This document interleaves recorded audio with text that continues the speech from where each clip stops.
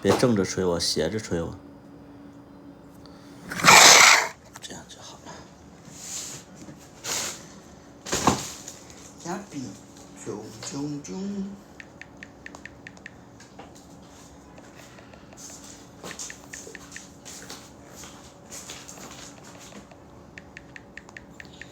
呀比，啾啾啾。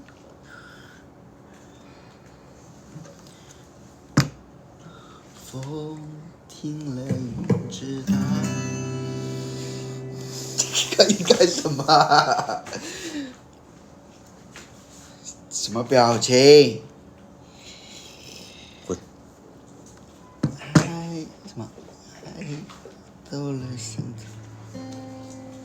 没水了，狗要喝水。再给你来一杯啊！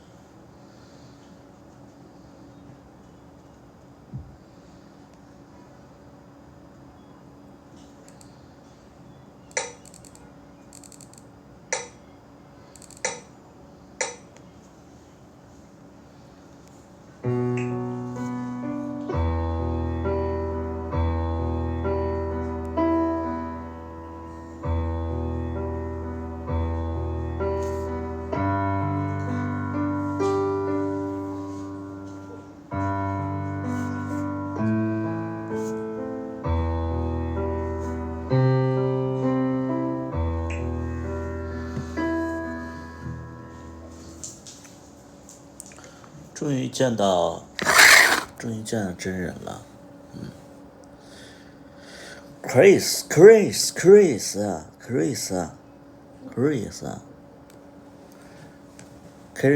Christina， Chris。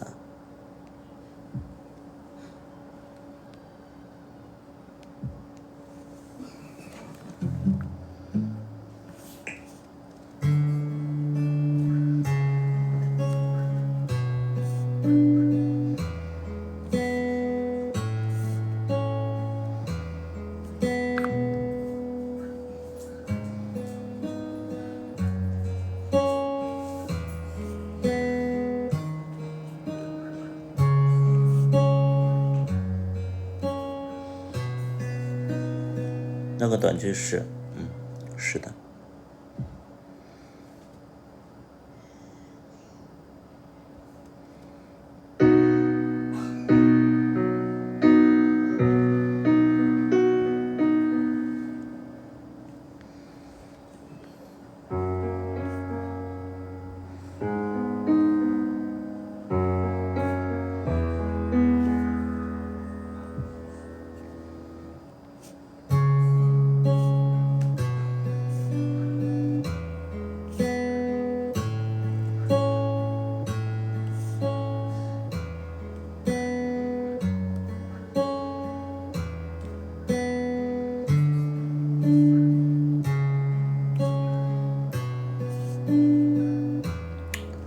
为什么不把胡子剃掉呢？不关你的事情，不要问啊。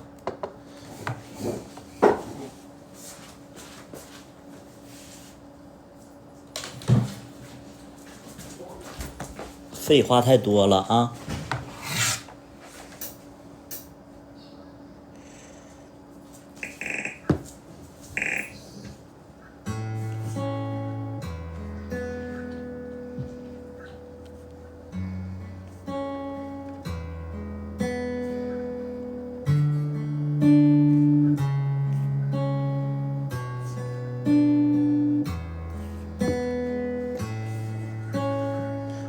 真相短剧里的，单纯的就是让你少多管闲事儿，就是这个叫小白情感的啊，思维去走的，不是所有人都应该听你的啊，收起你的观点，不要对别人指指点点啊。首先不认识你，第二点你说的并不重要，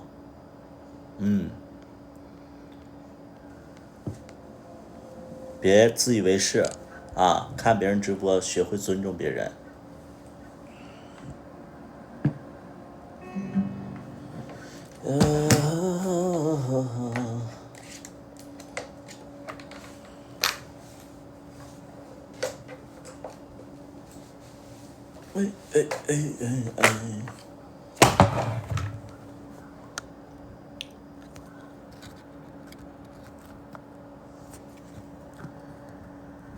又来了。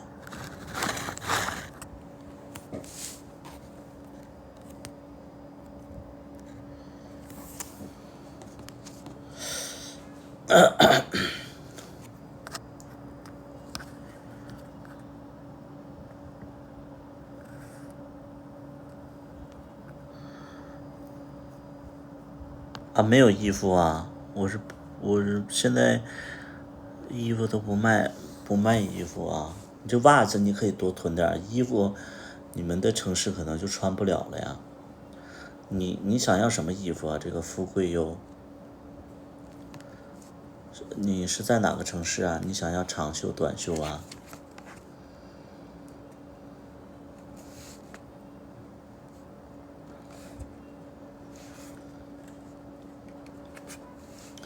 你赶紧走吧你，啊，你赶紧走吧，我可以不听，我也可以骂你啊。就我最讨厌的就是像你这种人啊，就是起码的礼节礼貌都不懂啊。想要长袖就有一个那个戴帽子的卫衣啊，就有一个戴帽子的卫衣。前2天你没看我直播吗？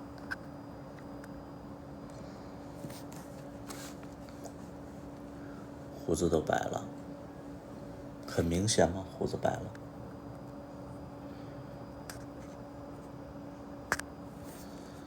你的码应该没有，那你是不是问过我呀？你是不是问过我呀？你是不是就是很明显啊？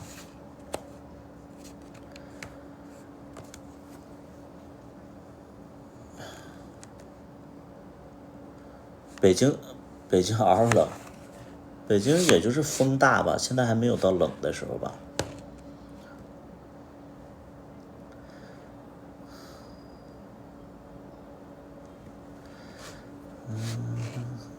压力这么大吗？谁？怎么了？是在说我吗？回忆卡点儿。你在直播间里有说有4XL，你多高多重吗？莫比，你买不买啊？你得先说你买不买。你要买的话，我就给你介绍啊，就4XL，最高的是4XL，啊，4XL，就是190斤左右啊，都能穿。晚上好，晚上好。你 L 吧？没有，有 XL 啊。你是多高多重？你先告诉我。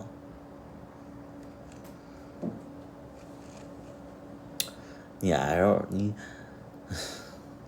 沟通不了，咱们就是沟通不了。我发现沟通不了，我就问你多高多重，啊，你告诉我你 L 是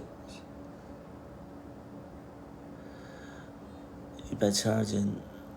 那除非你就是特别喜欢那种特别合身的，现在的衣服都是稍微宽松一点。主播啥时候拍电视剧？超级喜欢看。我们拍电视剧得有人投资，啊。16588，就是我们的衣服，就是现在的衣服跟之前的衣服不太一样啊。你就给大家举个非常简单的例子啊，现在的衣服，它现在都是那种 oversize， 就是会比较宽松一点，它不是像之前那种穿法了。我给大家举一个非常简单的一个例子啊，我调一下。我给大家举一个什么例子呢？你看，就这个衣服，你们看着就是你们看着是没问题的，对不对？就你们看着是没问题的，就看上半身是没问题的，但你看它是不是有点短？它就是有点短，就是盖不住屁股。它其实就是我穿的那个尺码啊，而且它就是合身，然后也有点宽度。但是像我们就得买大一号，到这儿，啊，所以它就是，就现在不买那种就是适合你的尺码，都买稍微大一点。现在哪有穿紧身的？对，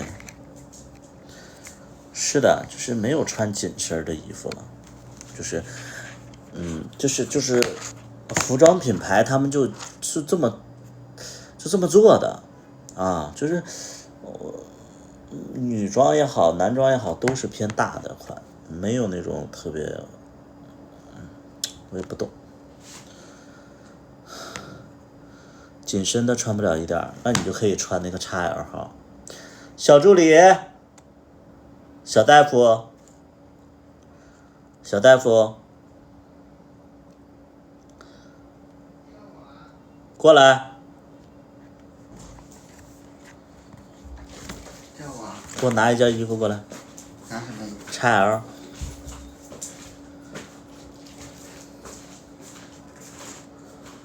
120斤买150多斤，是的，就是现在衣服，我觉得他就买不了特别合身的，让他洗了。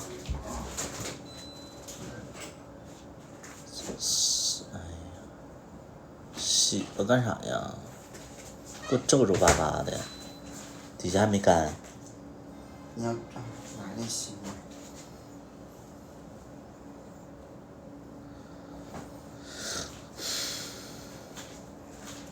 那你看我那个，那里边有没有干的？有一件很大的，但是是干的。行，拿过来，没洗过的是不是？洗过的都有点发皱。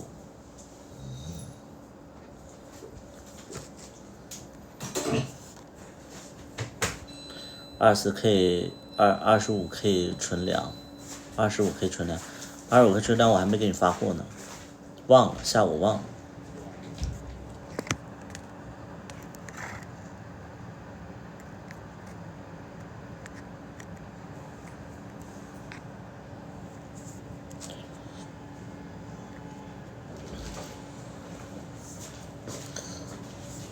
这个是4XL 号啊，我给大家穿一下4XL，4XL 就是190斤，190斤200斤穿的，我是180斤，不是，我是176斤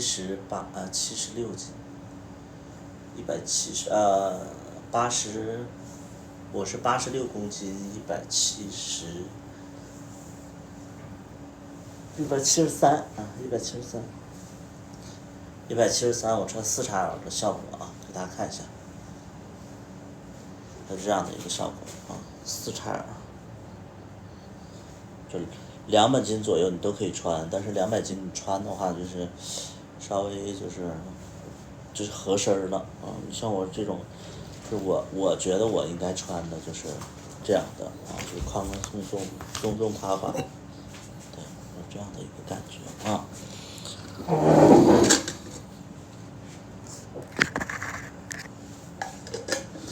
你的小黄车没有？我的小黄车这个没挂上去啊，就是大家有需要的话，其实可以私信我就可以，这个衣服啊，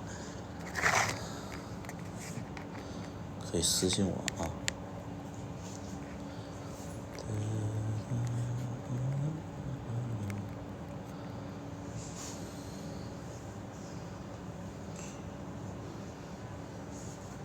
私信我就行啊。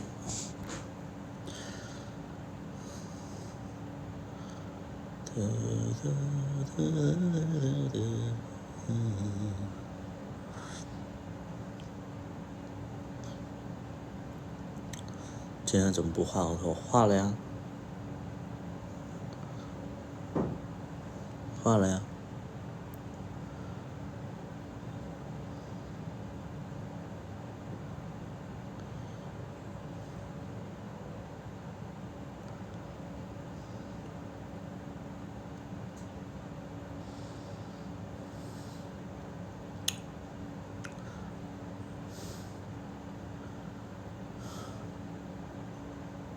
要不你还是穿短袖吧，我先穿一会儿，热了我再脱吧，要不然你们会问啊。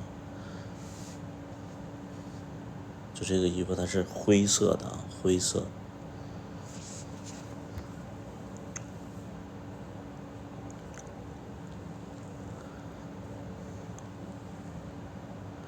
这个嫌你胖，本来我就胖啊，不是显不显的问题啊，本来你自己多少斤你不清楚吗？170多斤，你觉得不胖吗？网易云怎么没有这首歌啊？因为这首歌是收费专辑里边的啊，因为它是属于收费专辑里边，得买专辑才能听这首歌啊。但是很多人都已经买过专辑了。你是你还没有170多。我其实之前就是170多，然后我一直以为我是160多，我之前我一直以为我是83公斤，但其实我是87公斤，就是一直都，就是很久都没量了感觉啊，所以我就一直以为自己是83，早就87了。我觉得我能接受自己就是最高能接受自己90嘛，就是180斤。而且我最近可能体重这么高，可能就是因为节食了，可能啊，就有2颗石头可能会比较，就显重。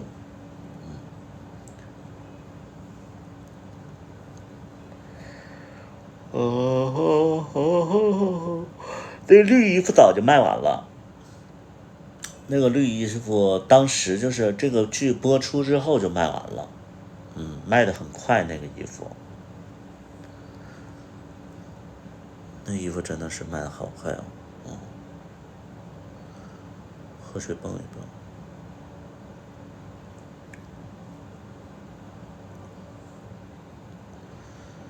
衣服当年是卖169吧，很快，就是那个衣服不知道为什么那么快。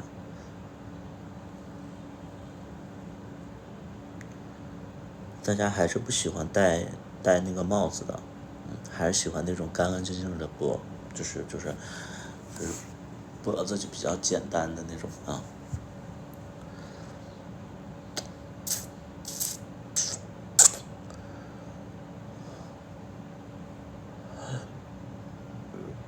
和朋友重温了，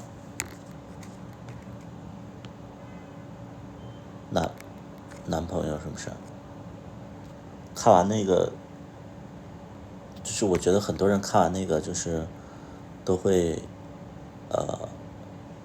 就是对现在的感情会有一点点，对，有一点点那个那啥玩意儿，就对现在的感情可能就会有一些想法。挂了穿天的袜子，是的，穿天的袜子。像你这种没脖子的，有的没脖子。我之前我瘦的时候我也有脖子，现在你看这脖子也短了。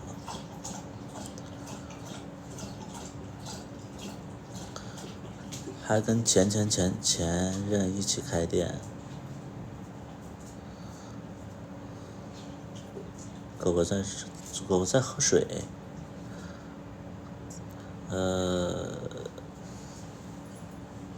一起开店。你现在这现在是做什么呀？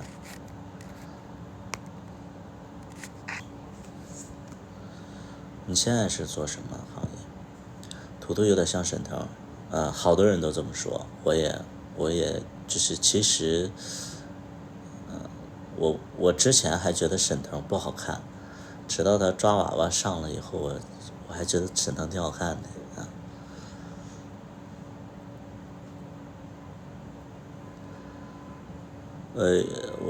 他们说我说话声音也像。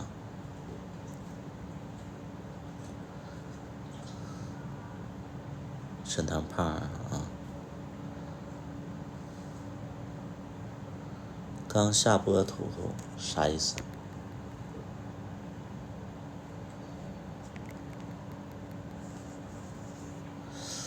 你是前世的心跳，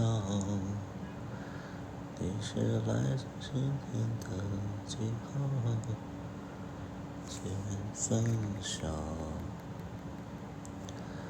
像是吧？我觉得沈腾就是抓娃娃里边很好看啊，瘦点更好看。你说谁呀？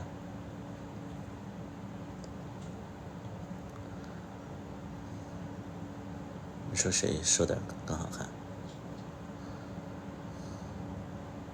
啊，我呀，我瘦点更好看啊！不要拿你的审美去放在别人身上。再有呢，看直播就看直播，不是让你选妃啊！你不用说这些东西啊！你的提议不重要啊！每天开播是几点？我不确定，我有的时候开播，有时候不开播。就随心情，就是今天想播了，哎，今天就播，或者说有的时候我是那种，就觉得今天无聊，或者说心情不好，我就开播，然后直播就是发泄一下这个自己的负面情绪。要是今天比较开心，或者说比较就是充实的话，我可能就不播了，因为有的时候会比较累啊。心情不好不是应该训小大夫吗？真的越来越像沈腾，是的。对，有的时候我就不播。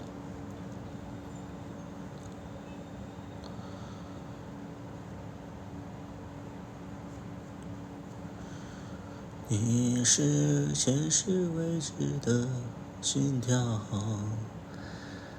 你是来世胸前的记号。哎，你们现在听着这个声音吵不吵？因为我在开风扇，就是这个风吵不吵？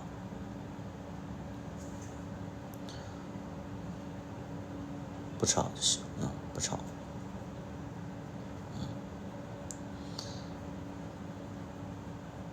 还行就行。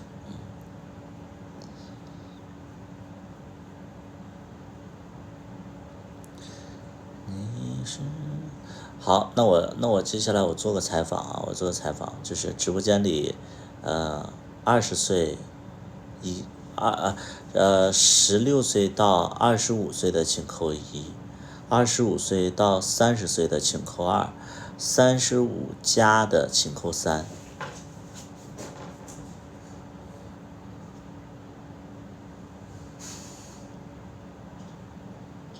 35岁加的没有，35岁加的有啊，还是有的35岁加的我看见有2个，一个是刚才让我怼了那个 Michael， 一个是那个杨，我看这个杨，北京的36岁啊，哎呀36岁，那我得叫哥哥。我好奇，就是我那个让我怼的那个 Michael， 我就不提问了啊，我就是问一下这个万阳啊，万阳，你接受这个我的采访吗？我想了解一下你40了啊，你接受是不是？你40岁，就是你现在的消遣活动是什么？就是你的消遣活动是什么？就是什么地方能让你花钱的？你觉得？华是女记者采访，你妈是女的，你姐也是女的，你爸不是女的啊，你说话你要注重男女，你父母不教你怎么辨别男女，可能你的认知比较模糊，但我可以代替你爸教育你啊。就只能说这父母没啥正事儿，然后不教你这些东西啊。影视方面旅游那现在对待感情生活还有期许吗？就是这个万阳，你现在对待感情生活你还有期许吗？转身请咸鱼转身警告1次，如果下一次呢，就是如果说你再跟我赛脸的话，直接滚出去啊，咱们就是拉进小黑屋。因为这个 ID 我看着比较熟，然后还在这块疯狂的挑衅啊，就是因为又有点了。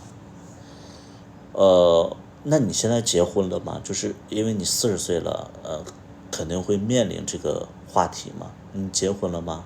是以后不用结婚吗？还是已婚？你就是不用结婚，你就是比较按照我的理解，就是你40岁，然后是在北京，应该你就是对，我觉得你是非常独立的那种。那你之前有过几段感情呢？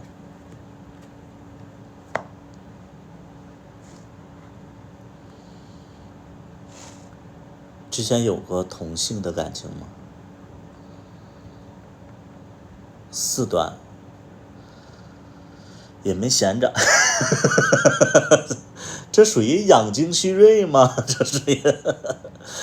哎呀，我还寻思就是说，是个老大哥啊，老大哥。妈4段，好4段，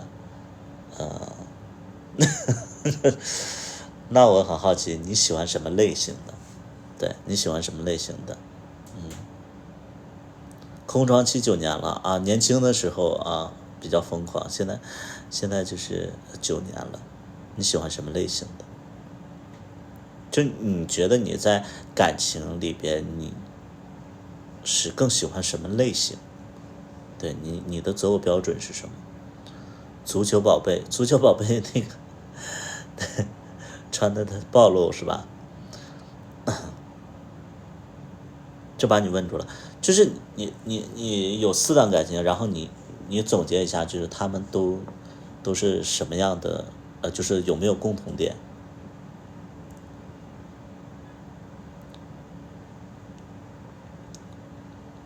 有没有共同点？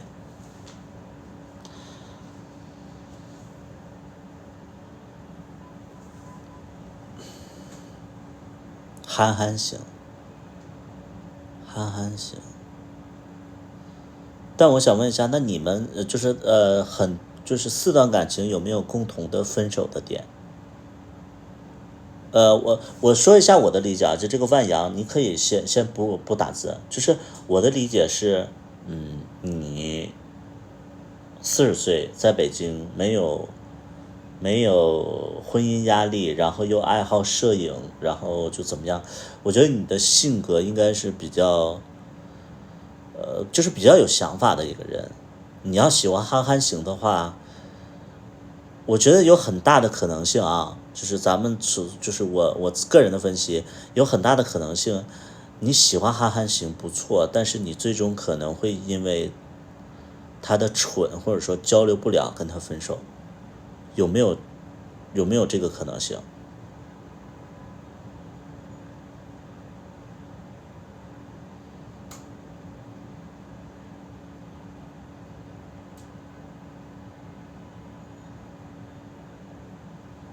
没有，应该不会。那你这4段感情，你觉得是因为什么分手的？就是这4段感情的共通点，就是说，哎，分手的原因有没有一些关联？对，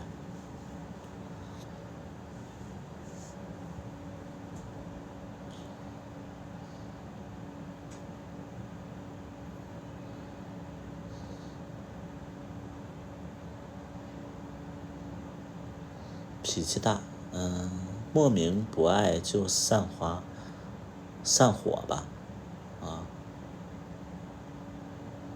我们来了解一下，就是40岁老大哥的情感精神世界啊，就是你们这些小朋友，你们要看，因为我觉得大多数的这个小朋友都喜欢，这个年纪的老大哥，是不是？咱们看一看，咱们了解一下。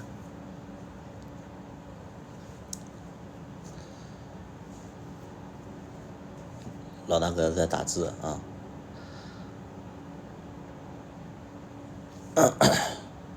各有不同。第一个是对方出轨，鸡飞狗跳。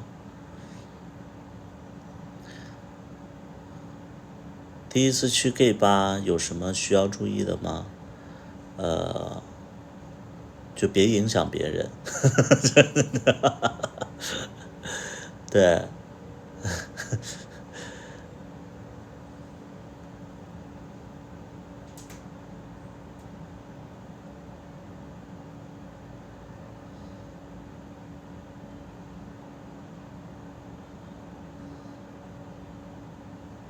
我们期待这个老大哥。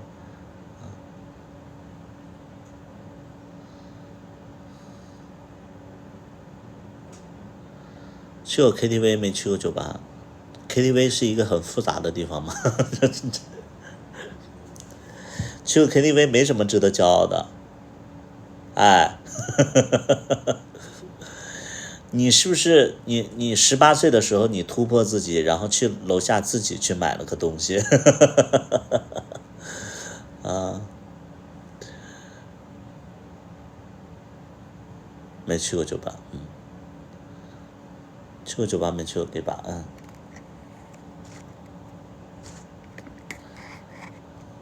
老大哥不回了，来，咱们采访下一个啊。刚才有一个大哥说他有4段感情，来，现在直播间里有没有超过4段感情的？直播间里有没有超过4段感情的？第二个是因为大学生主动，然后接受，肯定玩腻了啊。等我接纳他之后，来，有没有超过4段感情的，请扣1。就是你从进圈到现在超过4段感情的，请扣1。来，超过4段感情的，请扣1。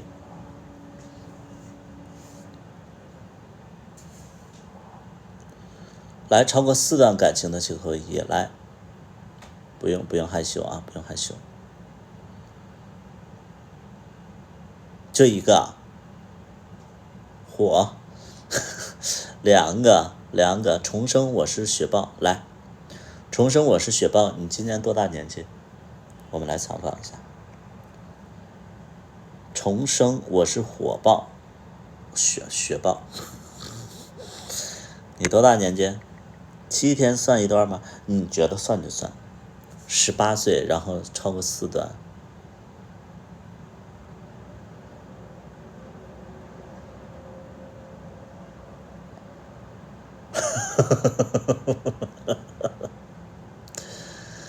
你从小你就不正经啊。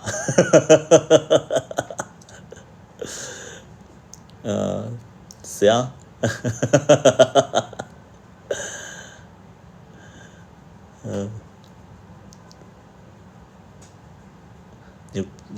你真的你，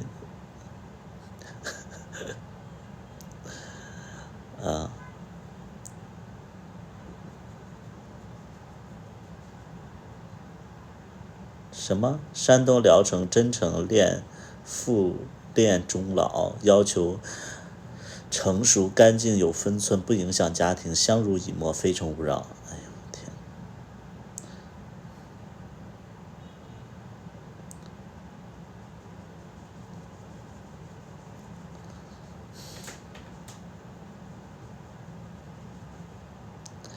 你芝麻一比有几个很像，是不是啊？我觉得我的芝麻一啊，就是为什么会被大家接受呢？因为其实就是就是会有共鸣感，会有共鸣感。一段2年的刚分，微信电话全部拉黑了。来，这个现在有没有想跟我分享一下你的情感故事的，请跟我连线啊，不用害羞，不用紧张。如果你方便的话，可以跟我现场的连线，咱们聊天，这样呢，会更直接一点。就当晚上的时候，然后有人跟你聊聊你的心事，聊聊你的过往，好不好？哎，如果说你不紧张的话，或者说愿意跟我去聊天的话，咱们可以聊一聊啊，因为打字我觉得太慢了，好不好？哎，对象在旁边躺着，有对象的就不要聊过往了啊。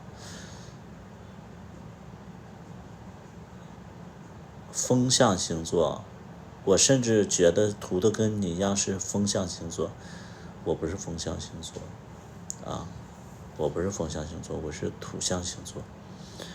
1年2段，分分合合好几次。来，有谁准备好了，直接跟我连线就行啊，跟我连线，然后咱们交流一下啊。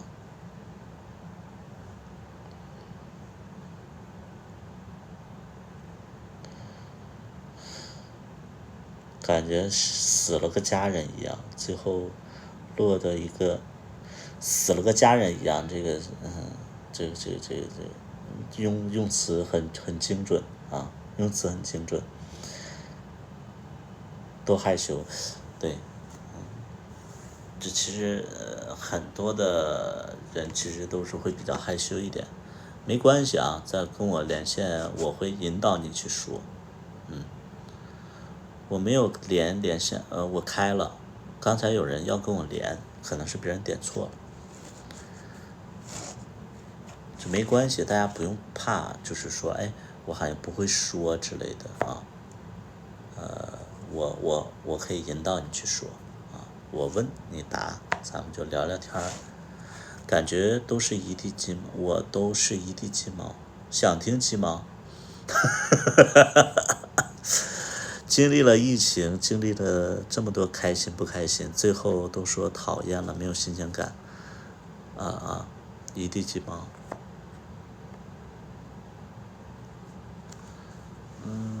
不是，我不知道为什么，就是我不知道为什么，就是我跟大家聊聊情感的时候，我觉得大家为什么把情感看作一个非常非常悲伤的事情？就是结束一段感情，在你们心里就这么悲伤吗？就是作为我来讲的话，我觉得每段感情就结束了，它就是结束了，有悲伤，但是不至于这么悲伤啊。为什么要悲伤呢？我觉得所有人都会经历情感，情感都会分开。我不是说悲观，是我会觉得所有的情感都会分开，这是一个很现实的一个东西啊。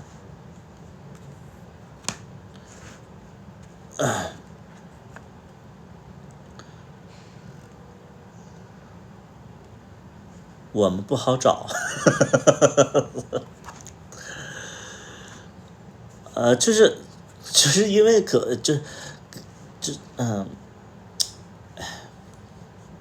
是我真的要跟大家普及一下，就所有的感情啊都会结束，就是任何的感情都会结束，包括生命也会结束啊，就是它都会结束，但是结束了不代表你以后就不会开始了啊，都会很自然的，就是会结束啊。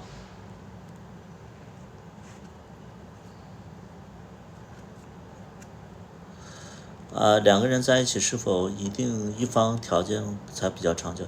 一方条件比较好，另外一个才会长久？我觉得这个不见得呀。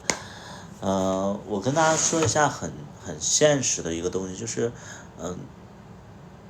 是频率要对。什么是频率对呢？就是我觉得就是你需要什么，他身上刚好有，我觉得这个就能长久。就俩人是互相需求对方的。对，就为什么会说感情合不合适呢？因为大家其实都很少去花精力去让彼此合适，更更根本的就是说我们直接去看两个人合不合适，合适的话就在一起几年，后来彼此发生了变化，然后就不合适了，不合适大家就分开，这个是现实当中的样子。啊，好想连线来，不没关系啊，没关系，孩子。没关系，大爷还是不错的。你是大爷还是孩子？没关系啊，不用害怕。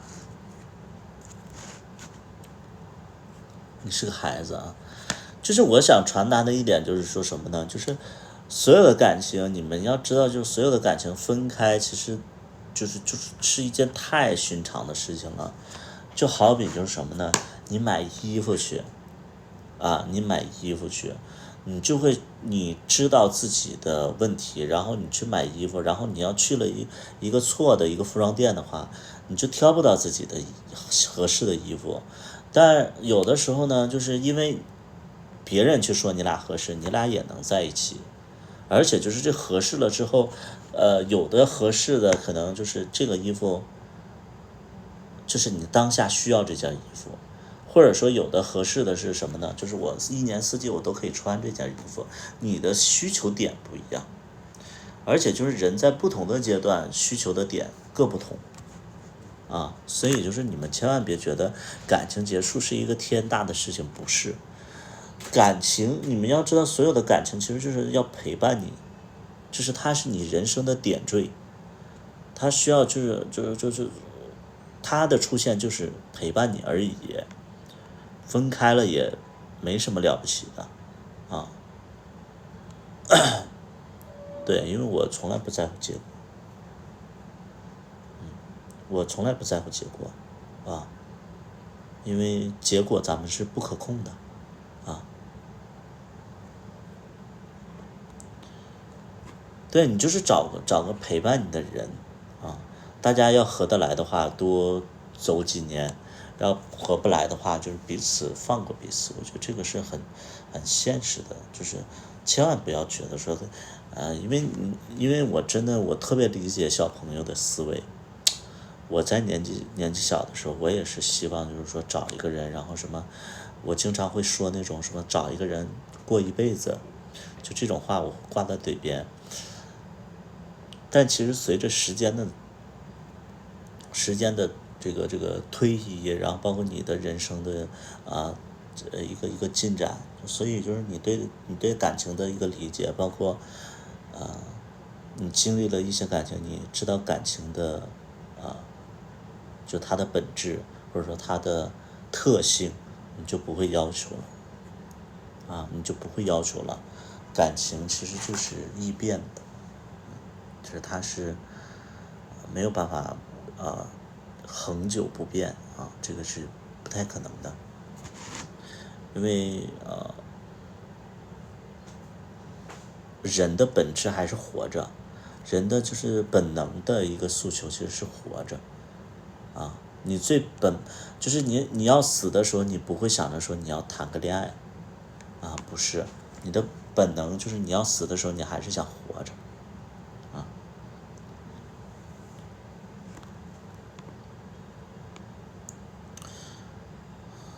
那如果你觉得他合得来，他觉得和你没新鲜感，没感情的离开属于被动分手，也能放开接受吗？通常是会不甘心嘛，但是那你又能怎样呢？你是被甩的呀，你不接受这个结果，然后你继续出糗吗？去挽回他，去求他，那你不接受这个结果又能怎样呢？人就是不喜欢你，然后把你甩了，然后你要犯贱，然后到别人跟前然后就像那个向佐一样，然后啪啪扇自己嘴巴子，吃他的屎，喝他的尿吗？你去讨好他吗？曾经就是这样做的，那不应该啊，就这种做过这种事儿的人就知道不应该这么做呀，不应该这么做。就是你会不甘心，但是又能怎样？你又能怎样？我不明白。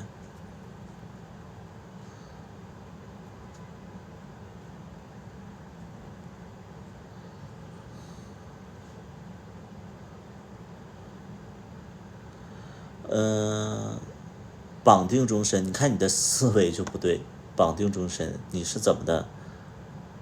谁跟你在一起就砸手里了是吗？就你们要知道人的本性，人的本性就是怕孤单嘛，怕孤单就找一个人陪伴嘛。找一个人陪伴这件事情，其实大家不要把感情想得太高尚，其实就是本能的一个需求嘛。无论说你为他做过什么事儿，但是你的需求就是想找一个人在一起不要觉得说你为他做什么事情，他就要感动，或者说要因为这个就是跟你在一起识趣儿。我觉得感情就是一定要保持理性，就是没有感情我们不会怎么样，就是没有那么夸张就你们要记得一点，就是人生在世，你没有感情可以活。你看40岁那个大哥，他已经9年没有感情了，对吧？他可能每天晚上撸得冒火星子，但是他不需要感情，他没有感情他也能活，对吧？9年没有感情了，他已经，是不是？大哥学钓鱼摄影，对不对？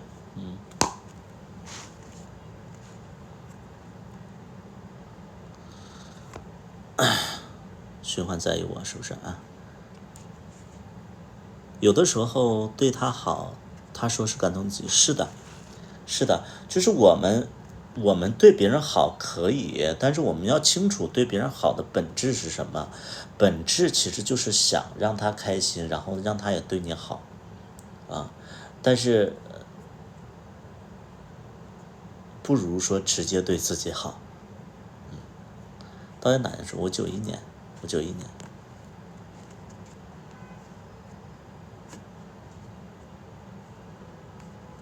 就是你要看清楚事情的本质嘛可以对一个人好，但是你千万别觉得你对别人好是真的对别人好，就是你要看清楚本质。你像我对小大夫好，我其实就是因为我觉得小大夫对我好，然后我心里会觉得说，哎，好像一直对他不够好，那我就想对他好。但我想对他好，就是我想弥补这个好，其实是有一个契机，就是那个时候我俩要分手了，所以我一下我就觉得很愧疚，我想让他留下，所以我对他好。这个是一个可以说的一个私心，这没有什么不能说的啊。我就清楚的明白，就是说，哎，如果说小大夫一直跟我在一起，然后他不要求这个不要求那个，我可能对他不好。但是他可能跟我分手的时候，然后我就突然意识到，哎，可能之前的那种对他的那种状态，可能不够去维系我们的关系了，所以我就得加多对他的好。所以这就是很现实的东西，你不要回避，不要把感情就是刻画的就是那么高尚，什么呀，对吧？它其实本质上，你对他好，你有很多的诉求啊，比如说，哎，你想让他给你那个，对，你想吃他做的饭，你想就是没事摸摸他啊，你想有人陪你一起去逛超市啊，就这些东西，就是你看的现实一点。爱的理性会不会累啊？爱的理性会不会累？我们是理性，但是呢，同样我们也是感性。你要完全理性的话，我觉得那你就不会选择爱啊，你就是不会选择以陪伴啊。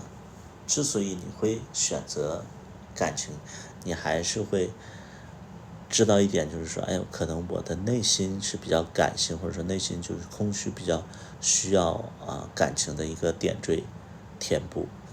如果说你足够理性的话，你甚至都不需要爱情，你不需要爱情。你和小大夫那个了吗？你是智商有问题吧？那个小鱼儿，是这个叫小鱼儿的。我请问一下你，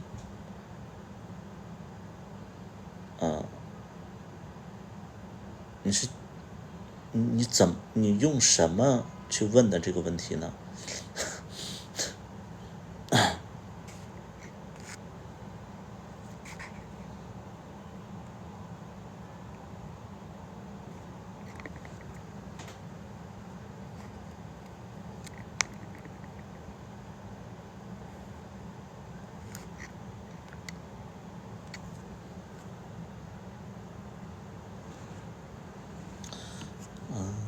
所以就是我真心就是会觉得说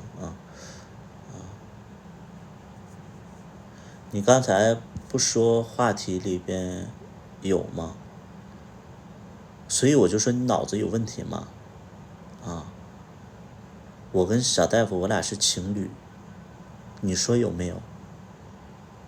你妈和你爸没有这些事儿的话，没有你我跟你爸是一回事儿只不过就是我没跟你妈怎么着这回明白了吗？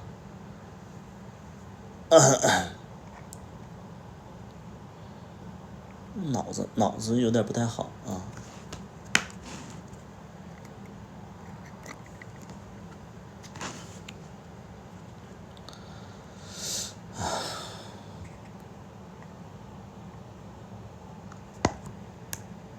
恋爱需要看清，不是，我不是说要看清楚，就是看清楚什么，我觉得是要看清自己你要了解自己，你任何时候你要清楚自己做的每件事情，它是怎样一个原因，怎样一个出发点，这个是你要看清楚的。你看清楚别人，我觉得没必要，你就先看清楚自己很多事情就是，如果你看清自己了，你就觉得很多事情没必要就没必要，就是没必要那么在意，没必要那么较真儿啊。爱应该没有理性，会有底线吗？就是我给你的爱比你给我的爱多了，所以累了，不爱了。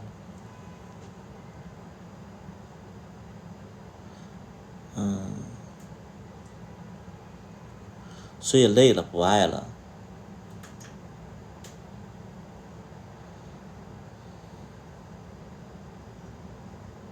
就是你不爱了，你不爱了就不爱了，别找这么，别总结这些东西。你不爱了是因为你就是我觉得你对一个人就是不爱了，或者说别人对你不爱了，不是因为他做了什么事儿让你不爱了，是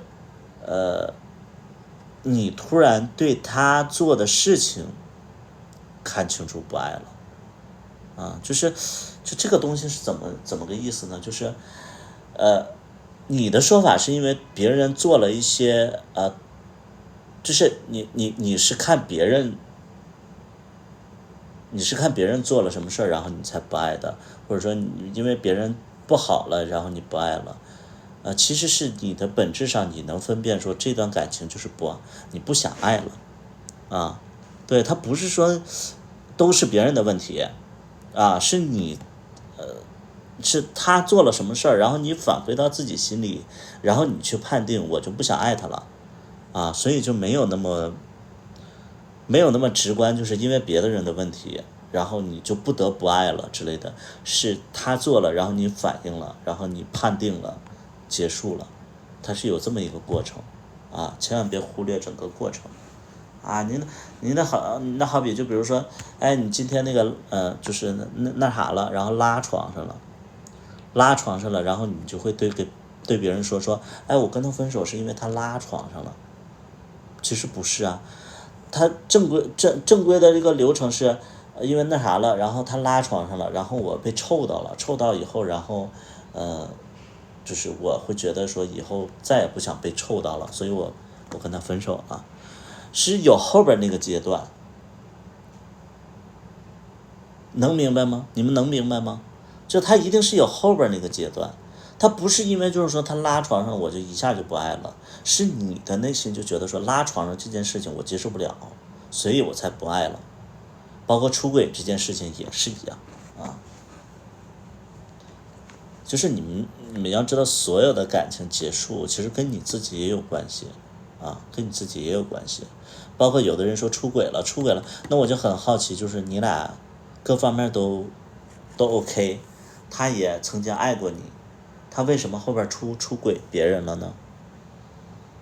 啊，就你们有没有考虑过这个问题？就是所有的感情，它一开始的时候都是特别美好，然后特别热烈，后边为什么他会出轨呢？没有新鲜感了，这话说的不对呀。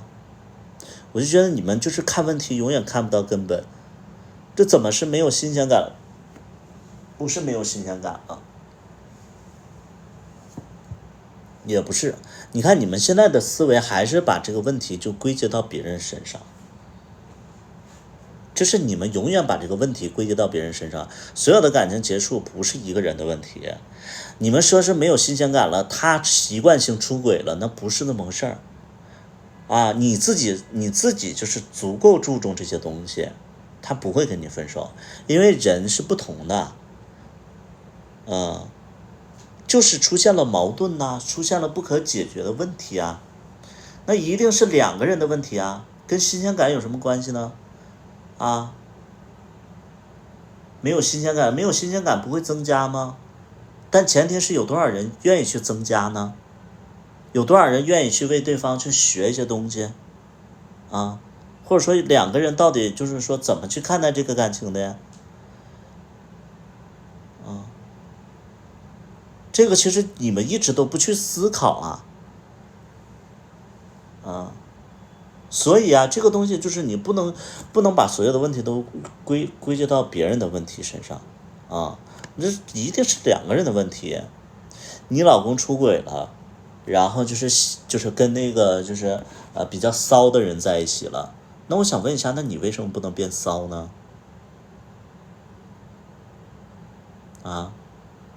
你天天一那啥你就要关灯，然后还不许拍，啊，还不不语言上也不给我刺激，那人家外边的人比你会多了，那我找外边的人行不行？是不是这么简单？是不是这么简单？那你明知道他有这些就是小癖好什么的，我觉得感情就是能长久啊，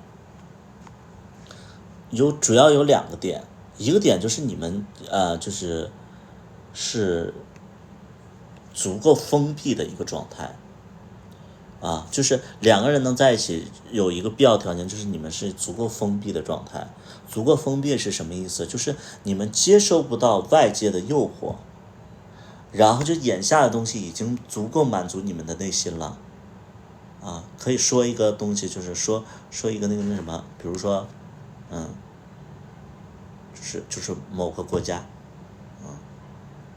对，某一个小镇子，或者说一个小村子，对，他们就足够的封闭，他们就不会有那些乱七八糟的思想，不会有那么多人去传达，啊，这个是很重要的一点。如果说有新鲜的东西，或者说有很特别的思维思想传进来，那你俩肯定就会有变化，对，是有变化。所以就是你们要看清楚事情的本质，就是你想长久，你现在你在的城市是不是大都市啊？或者说你的朋友是不是事业一直在进步啊？他接收了一些新鲜的人、新鲜的事物，这个你是控制不了的，对，你控制不了的。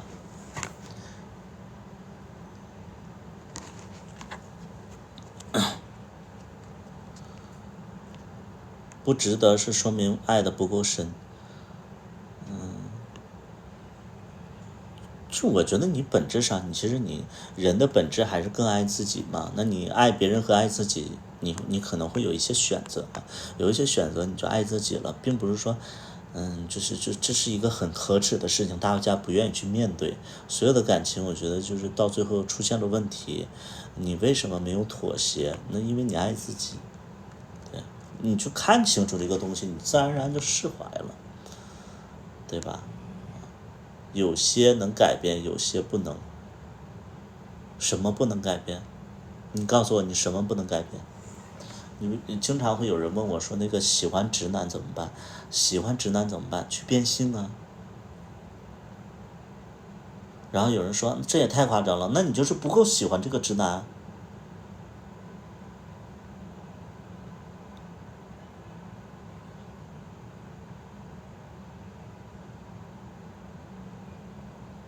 是不是这么简单的道理？天天问我喜欢直男怎么办？你可以为他改变啊。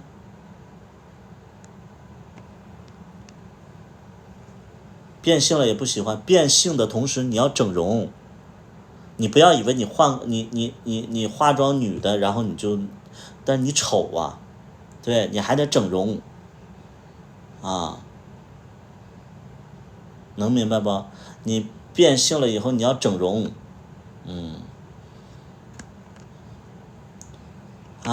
吃到了直男他不理你怎么办？拿钱砸。豌豆拿钱砸，很简单粗暴，直男喜欢钱。既然你能吃到，你就直接拿钱。对啊，我就说嘛，你吃到了就代表着他就是可以接受这个事情，你继续拿钱砸，这还用我说吗？你为什么能吃到他？你不给他好处，你能吃到他吗？啊，你想一直吃下去，你就一直砸，对。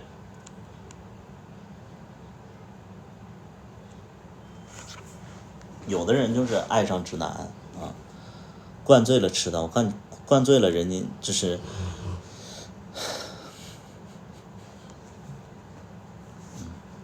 不是，是不是？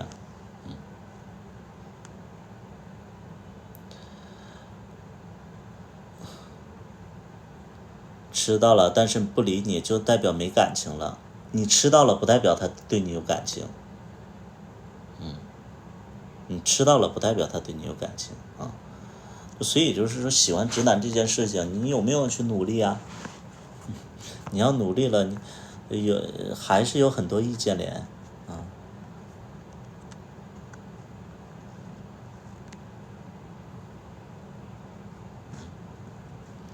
土豆喜欢过直男，我没喜欢过，我不知道喜欢直男是什么感觉。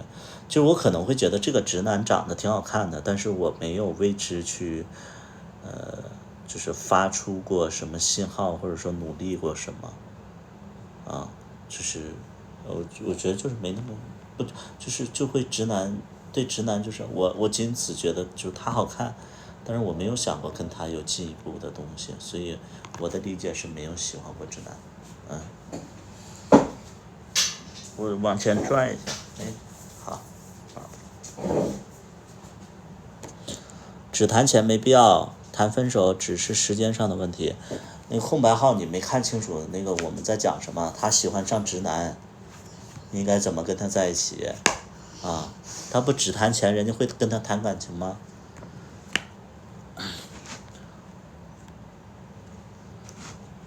他是喜欢直男，你跟人谈什么感情？人就需要钱。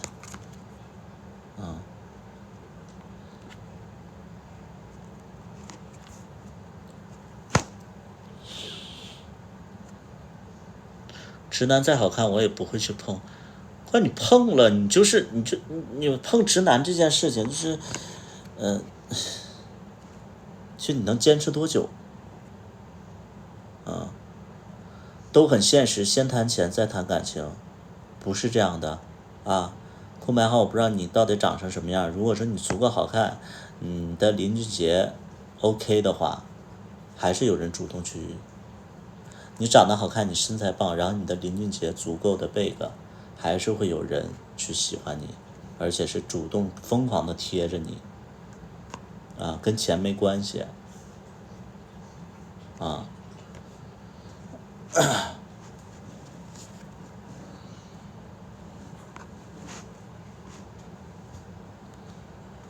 有资本，是的，有资本啊，跟钱也没关系啊。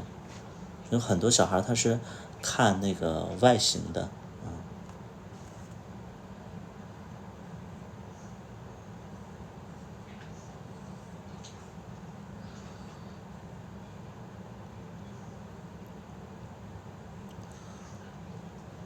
土豆是从多大开始知道的？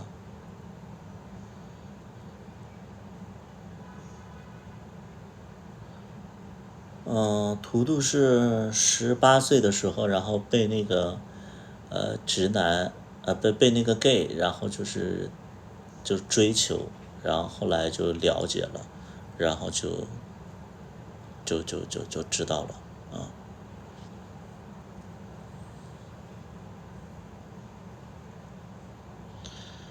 对，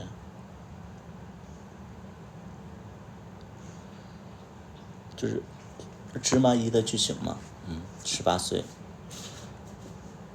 我不是被掰弯了，我是觉得之前可能有这方面的倾向，或者说就是一半一半，我可能是一半是同性恋，一半是异性恋，但是呢，之前不知道有这个群体，后来就是了解了之后，就因为我跟大家成长环境不一样，我知道以后我其实都是一个东飘西荡的那个时候，我16岁就出社会了，18岁的时候就在这个社会里东飘西荡，没人管我。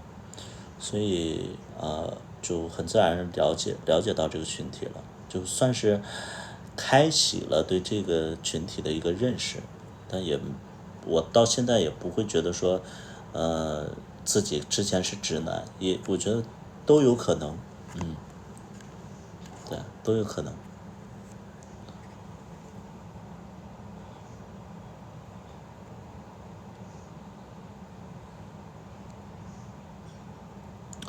龙二说是，估计明天就要对不起图图了，我可能去看龙二去了。不用对不起我啊，就是大家愿意看谁就看谁，不用在这个评论区里说。而且就是你走不走，你来不来，我都没有去期待，我也没有太大的喜和悲，因为我就是在做我每天该做的事情啊。就是你去看谁，龙二也不会觉得说你就很期待你来之类的，就是大家平常心说的很冷血，或者说很泼冷水的那种，但是真的是这样啊。有机会私信你关于我和那个同学的故事吗？私信我说你的同学的故事是不是？就是你吃的那个直男的故事是不是？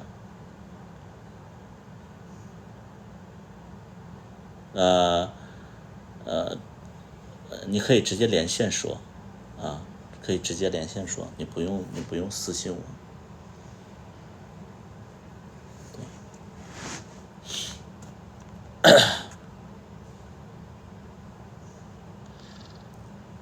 你太火了，那你就不用私信给我，因为我觉得我为什么不听呢？因为喜欢直男的大学的事情，包括社会上的事情都太相同了就是你们跟直男的故事就是雷同的点太相像，我已经就是觉得毫无新意的一些故事，对，大同小异，真的是这个很现实的问题。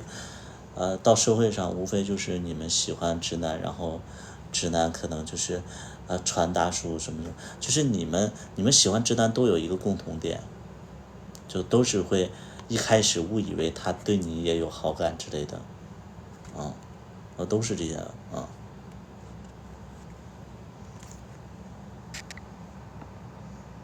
拍了一款袜子，好的，万阳，好的，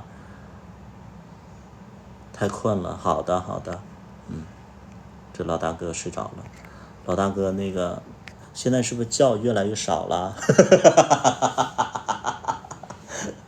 是不是到40岁左右，就是天天就醒的就比较早了？我多损呢！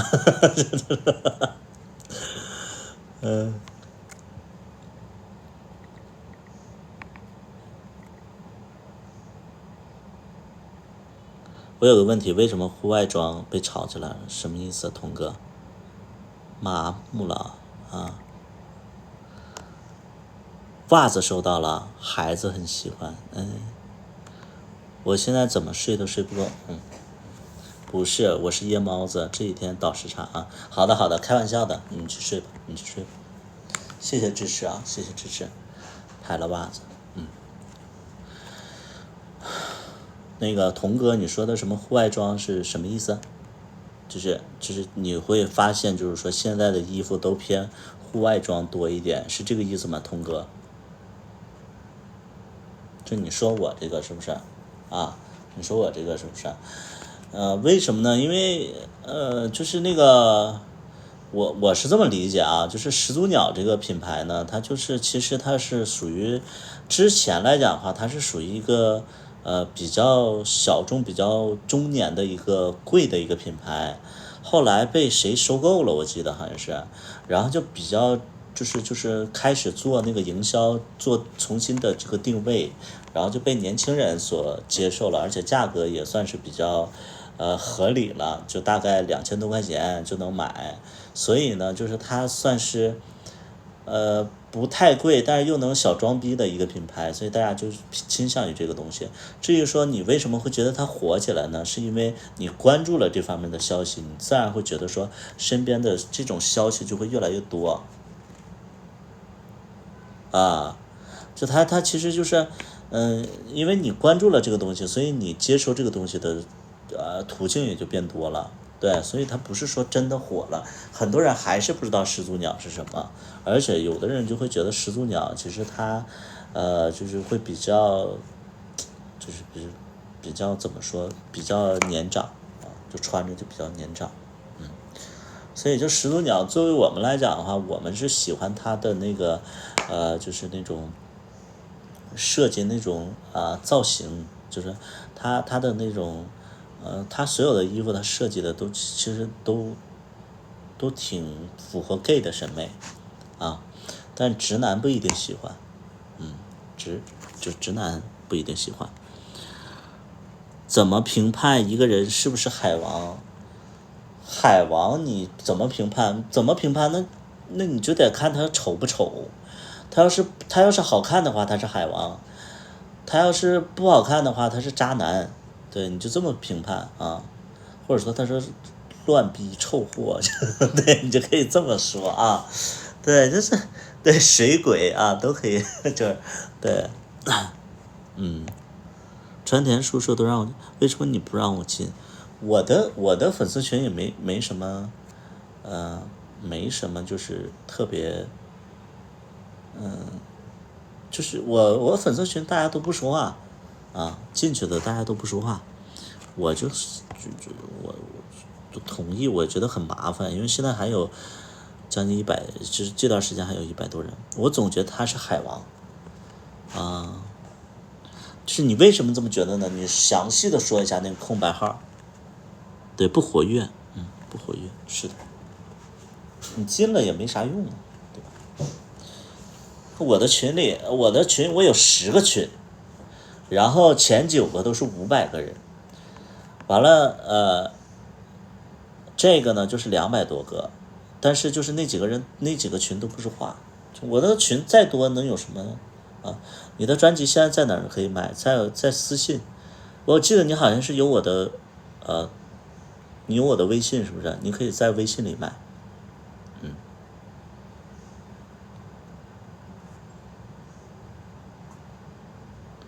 不是你具体的事情具体分析空白号，你为什么会觉得说他那个是怎么样？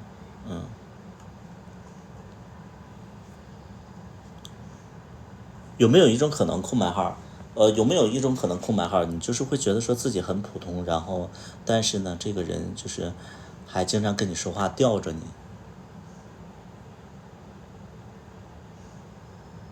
空白号有没有这种可能？就是你觉得自己其实挺普通的，但是呢，就是他又吊着你，是不是啊？哎，那这就是对的啊！你不要质疑自己的审美。对，有的时候就是你会觉得自己很普通，然后就是有人吊着你，你放心，这一定是陷阱，这一定是陷阱，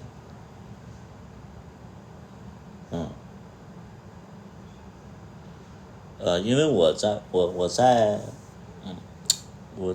没直播之前，我也是这样，就有那种长得特别好看的跟我说话，然后其实我也是不自信，后来但是我抱着那种就是试试看的态度，后来就是被坑啊，对，就不用，对，不用，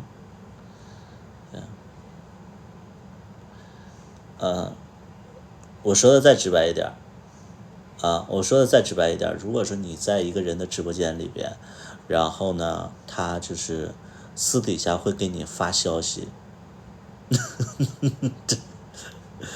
就如果说你们在别人的直播间里，然后喜欢一个主播，然后这个主播下了直播以后给你发消息然后跟你聊天这一定是坑，因为正常的主播下了直播以后就不鸟这些人的他没有，就因为他不认识你啊，对吧？他不认识你，他不知道你长什么样，他也不知道你是谁，他跟你聊天的本质是什么呀？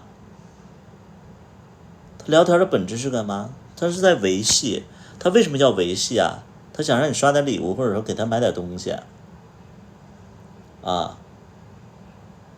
他主动跟你聊天，这个一定是有问题的呀。你们就想一想，我可以，就是大家能明白一点就是大家能明白一点，我不知道大家能不能明白，我一定要给大家说透了。你们看直播的人，你们是在我们直播人的眼里，就是我们主播看你们这些观众，哪怕是给我们刷礼物的观众，我们都只能看到一个什么？看 ID。我们只能看到 ID， 就我们只能看到你们的名字。那我看到你的名字，我对你这个名字有什么好感呢？我为什么要跟你这个名字去说话呢？啊，有的人就是你们见过一个同性恋，就是喜欢一个人的名字吗？看不到作品，我们有必要去点进去看你的作品吗？因为我们直播其实就是可能我们花3-4个小时的时间，然后我们去看那个就直播，直播完下去以后，我们不会点进去看，对不对？那我们为什么下了播要跟你聊天呢？原因就是什么？我在维系我的粉丝，维系我的粉丝。过一段时间我可能会就是打个 PK 呀，或者说就是卖个东西呀，或者怎么样的，就是包括他可能会觉得说，那个就是随机抽出一个粉丝，然后坑点钱啊，对对。川田叔说点进了你的主页，我就很好奇，就点进你的主页能代表什么？那叫小四郎的点进你的主页能代表什么？有的时候我们闲着无聊，然后因为你评论了，然后我们就咔一下点进去了，能代表什么？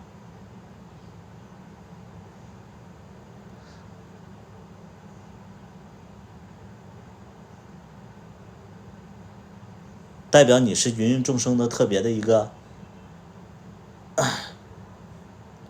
说明你幸运，所以就别幻想这些东西了啊！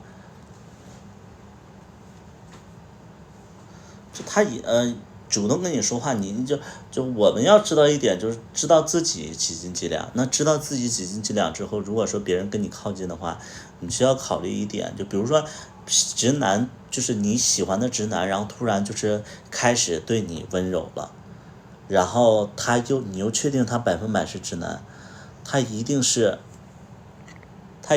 就是尝到甜头了。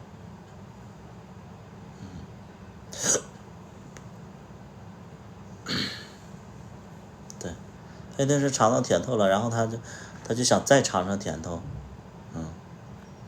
就没有那么多就是什么乱七八糟的事儿，就是大家想清楚了，千万别被骗了。因为我就是想告诉大家一点，就是现在的钱越来越难赚了，不光是你的钱难赚，你爹妈的钱也难赚。这个时候大家手里有钱，就是保护好自己的钱，就偶尔的买点东西也无所谓，但是千万别被感情骗了。能懂吗？你们能懂吗？就是你看这现阶段又难赚钱，完了你们又被感情骗了，受着伤，然后钱又没了，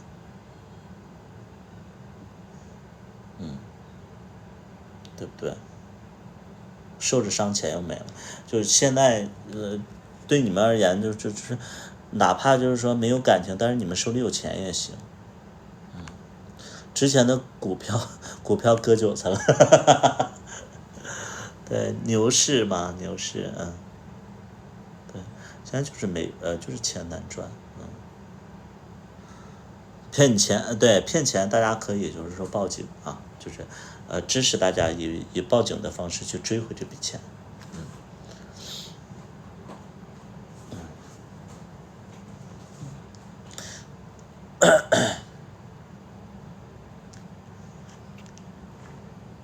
所以就如果说我再给大家重申一下，如果说一个主播私底下跟你开始聊天了，然后他又没有关注你，一定有问题，你就早晚吧，或者说你觉得无所谓，就是他坑你点，那你就等着什么时候他开始动手。骗你亲一个行什么意思？对。对，就是大家要知道，就是一个主播不关注你，然后就是跟你聊天，这个人一定有问题啊，对吧？姐妹们，用钱去钓，别直接给啊。对，少年很厉害啊，你看少年这35集钓了不少了啊，35集的少年你钓了不少了，是不是？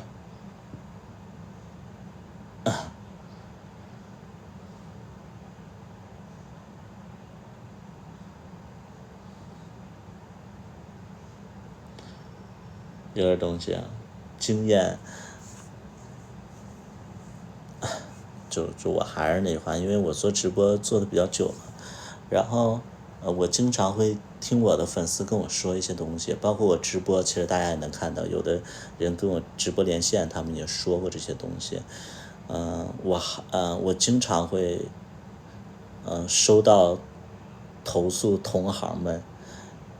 我这个事儿我都无数次跟大家说过啊，就是广东广州有一个特别可爱的一个抖音上的人，然后他是个主播，然后是一种戴着眼镜，然后有一点点小胖，然后比较内向的一个主播。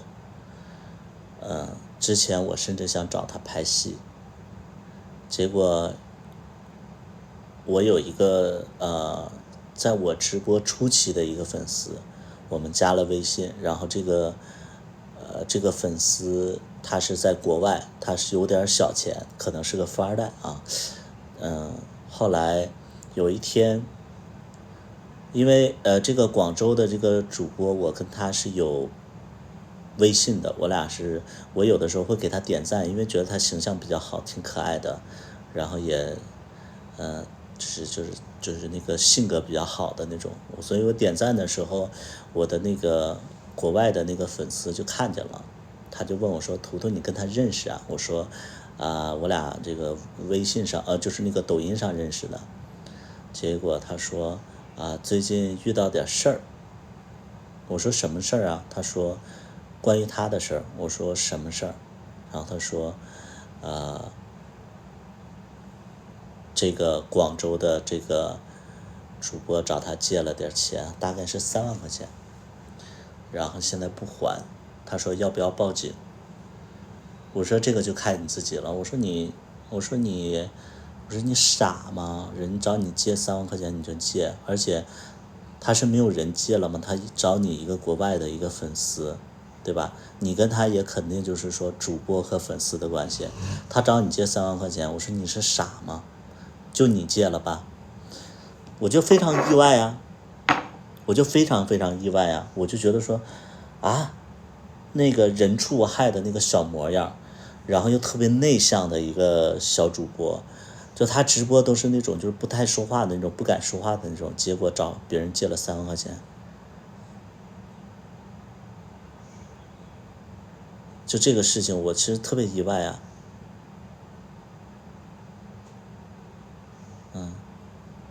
你们要知道，就是说别人给你钱和你找别人借钱是两回事儿。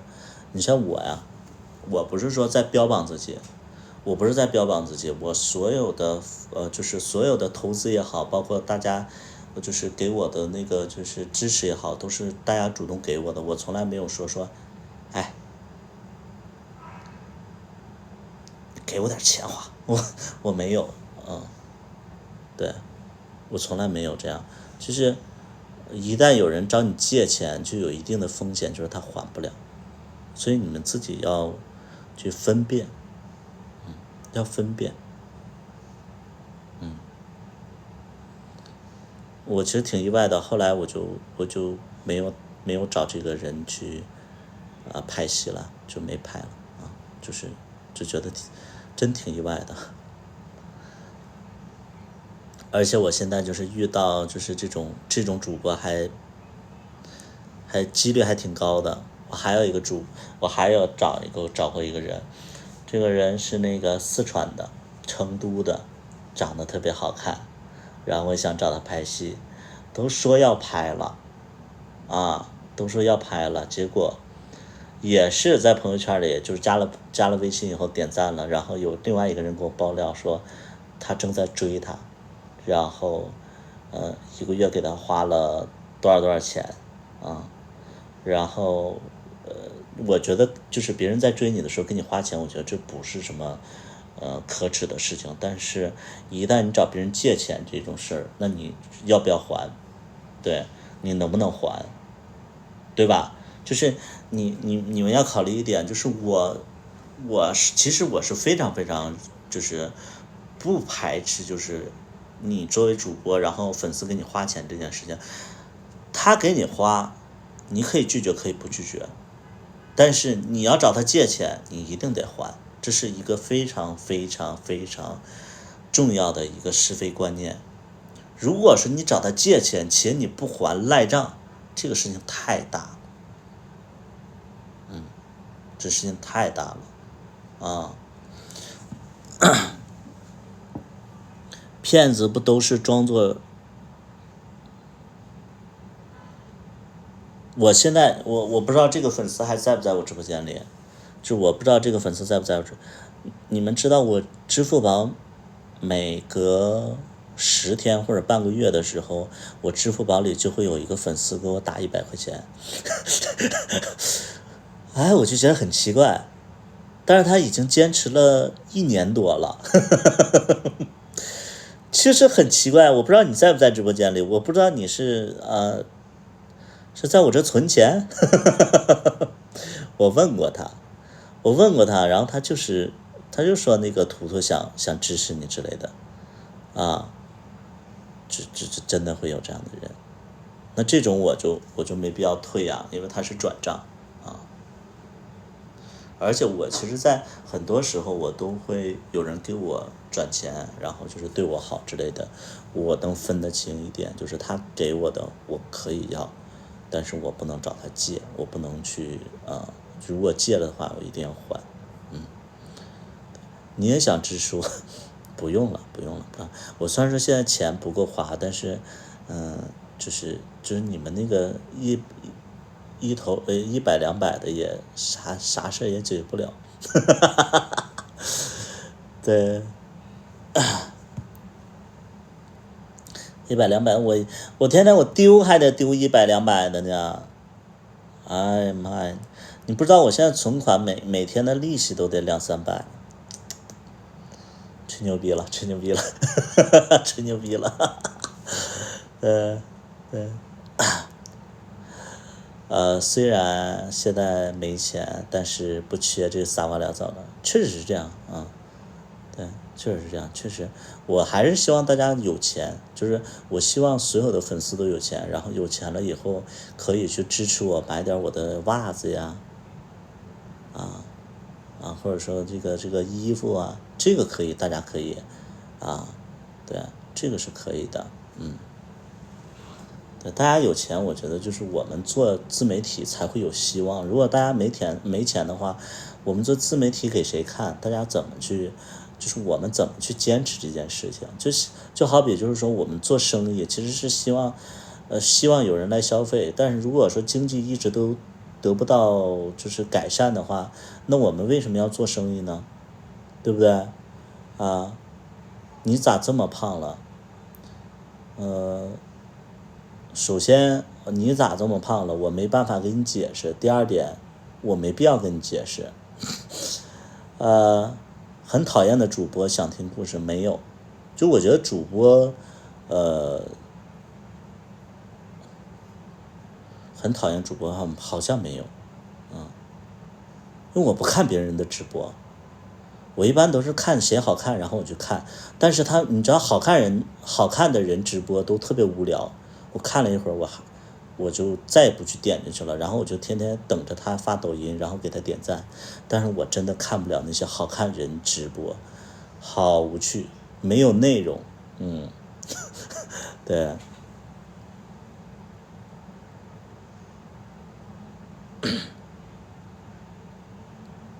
图图不打算找个伴侣吗？小大夫，来过来一下，来，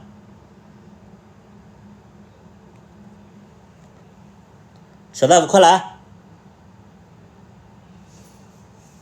快来，快来，快来，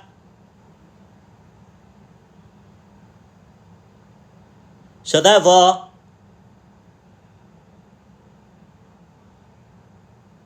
死了。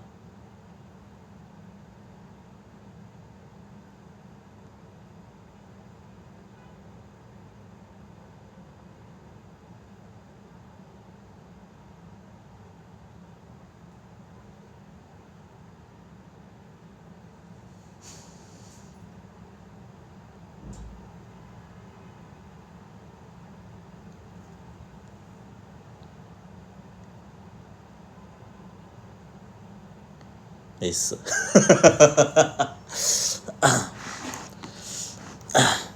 吵死人。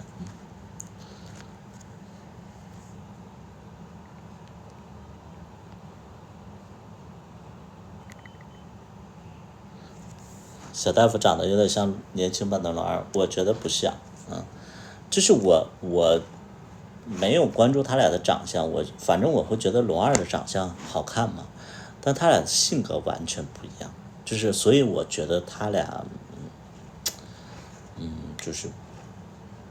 就我会觉得很不像啊，你们会觉得像，但我觉得不像啊。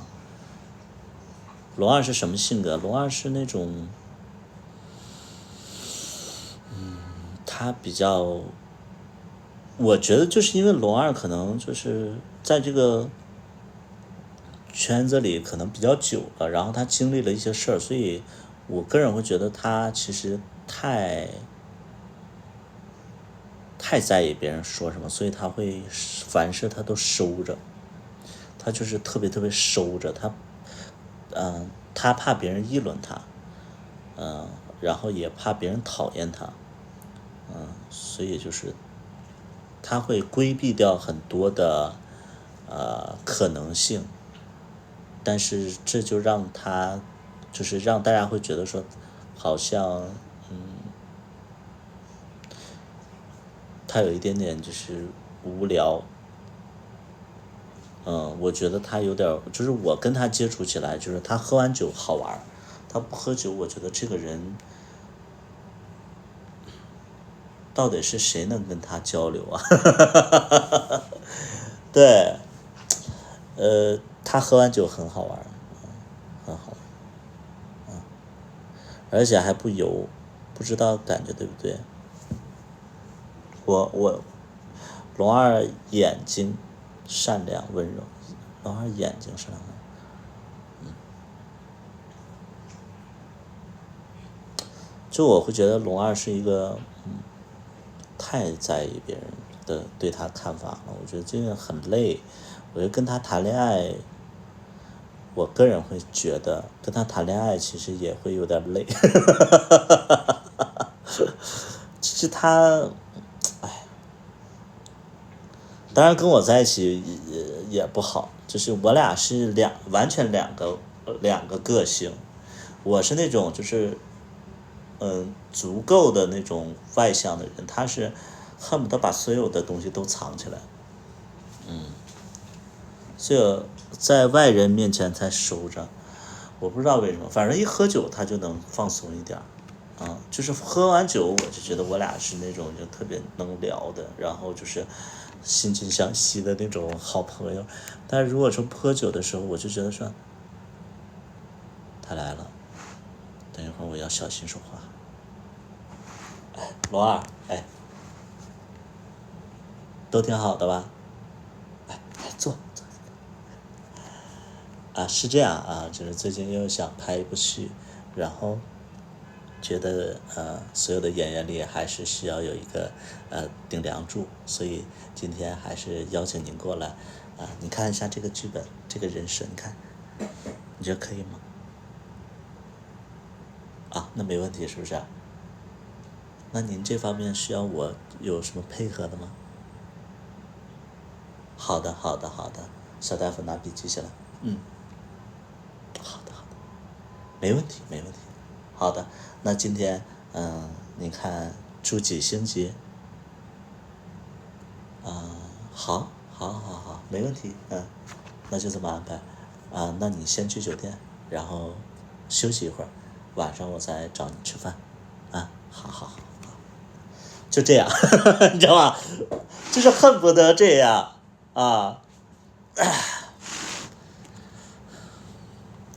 所以就是哎呀，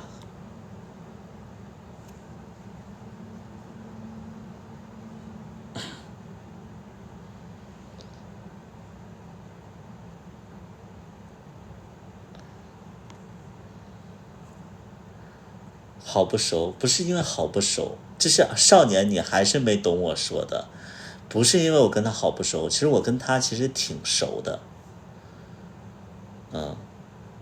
但是呢，这是很，这是他这个人，他就是属于就是，就你得等他是，你得等他外放了，你才能外放。如果说他要不外放的时候，你的外放可能是一种打扰。对，就是就是你要跟随他的节奏，你不能按照自己的节奏，按照自己的节奏，可能他会觉得说，这么长时间没见了，然后就觉得有一点不适应，不适应他就会有很多的想法。对你还是就是如果说就是我俩可能就是说这个项目这个剧拍了前期我们要稍微不熟一点，然后中途就逐渐的恢复了，到最后就特别特别熟了，甚至拍完戏的时候大家心里会很不好受。就是每次都是这样的一个流程，就是一开始的时候你千万别用错了节奏你的 tempo 就是很重要就是千万别过分的，就比如说，如果说我要是这样的话，哎，龙二，哎呦我天，又胖了，我告诉你，哎，龙二，首先他会觉得非常的那个亲热，又胖了，直接就比如说，就说，哎，龙二，图图又胖了，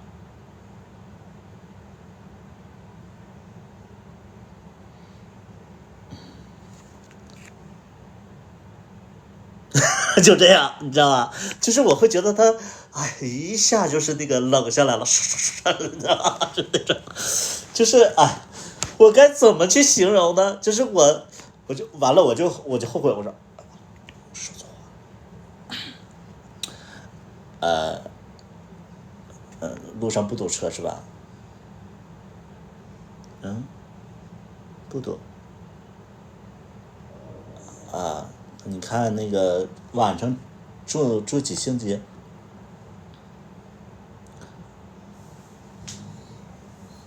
都行，你知道吗？就是这种，就是哎呀，就是我，就那种，对，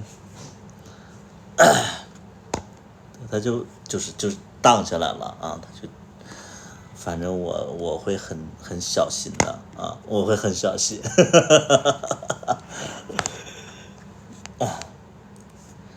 在我眼里就是他就像，如果说我用一个食物去形容它的话，它是糯米糍，就是有那个雪糕糯米糍，一开始呢就是你会觉得说它就是很漂亮的就在那儿，然后你要去吃它的时候，你会觉得说，哎很硬，就是我在说什么？这哎用词儿不当，就是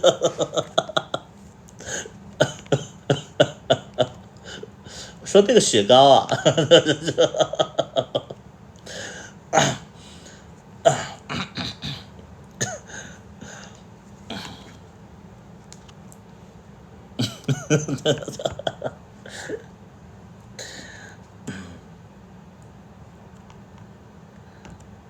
不解释了，不说了反正明天你们可以就是，明天如果说他直播的话，你们可以就是可以逗一逗他，然后如果说我告诉你就是你们明天他直播的时候，你们可以去看，看完你们可以逗一逗他，逗一逗他，你们会直接能感觉到，就是说，如果说有的人会刺痛他的话，他紧接着他会突然的，就是说，今天我就播到这儿，我下播了，叭就挂了，是吧？他就是这种他就是这种，他就叭一下就挂了，很突然，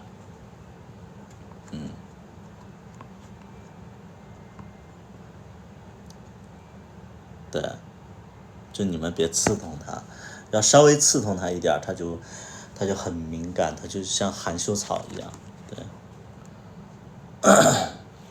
对，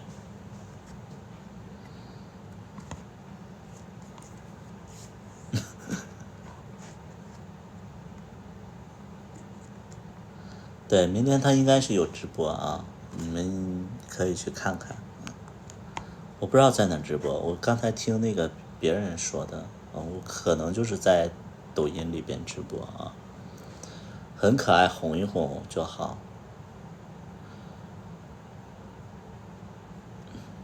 就我现在，我现在其实已经习惯了，但是呢，还是不得不谨慎的啊。对，演技非常好，那当然，我觉得他是真的就是有天赋，非常非常有天赋。龙二的心难以捂热，别人说这动作想脱裤子，他认真骂了起来。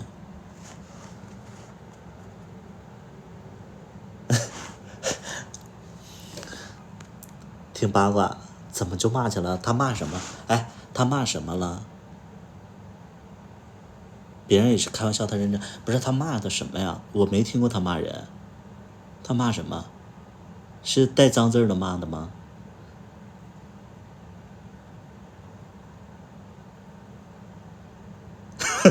这我很八卦的，我告诉你，你们要跟我当朋友的话，你们会就大家一起区别人，对，真的假的？他骂什么？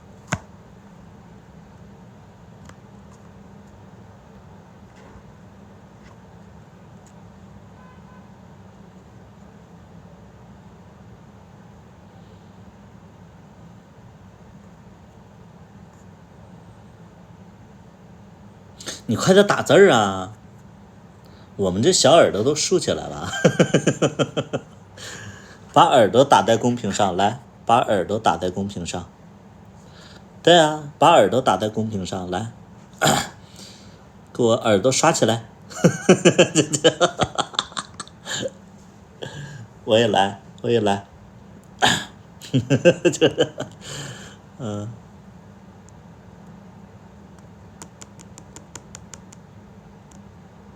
说过了呀，说什么了？我不知道，我没，因为我不怎么看他直播。我其实有的时候他直播，我点进去，我也是会觉得说啊，就是还挺官方的，就我就看不下去。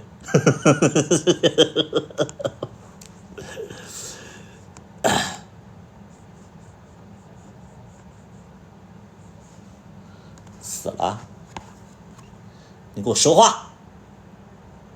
我们都已经就是，我们都已经这么激动了，对不对？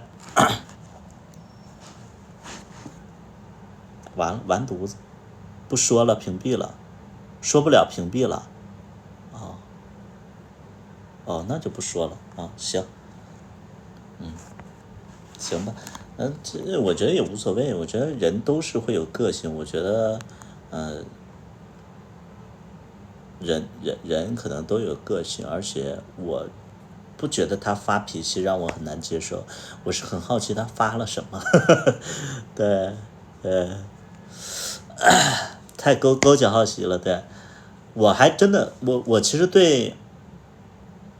你知道我对龙二的期许是什么？我对龙二的期许就是，再外向一点，然后就是外向一点。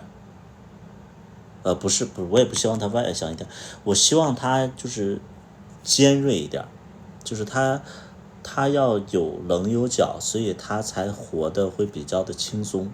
我希望他尖锐起来，然后保护自己，然后也让别人感受他的棱角，所以就这样的人他就不会被人欺负。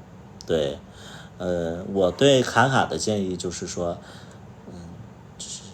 收一点。我对卡卡的就是我希望卡卡就是说，哎呀，再端一点，端着端端，卡卡希望你能端住，卡卡是端不住的人，龙二是就是放不开的人啊。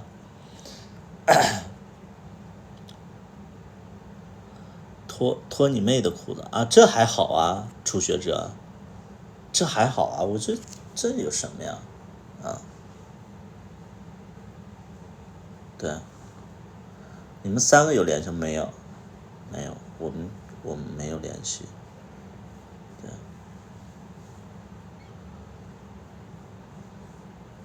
这还好，感觉挺正常的。我直播间里都开始问候爹妈了，他在这边还说你妹呢，你知道吧？哎，咱们这个这是不是不在一个同频呢？我这边我的初级的那个怼人的方式就是爹妈，他从妹妹开始，你知道吧？这是不是有点太远了啊？咱们就从亲近的开始啊，对啊。龙二有对象，我不知道有没有对象，对对，不知道他有没有对象。他其实我跟他聊，他就说我跟他聊的时候，他说他那个就是没有那么需要恋爱，对，他说的是没有那么需要恋爱，所以就是我不知道，就是因为我觉得他其实有一点点就是说在封闭自己，我们去问太私密的话，其实会让他不舒服，所以我们就不去问，对，我们就不去问。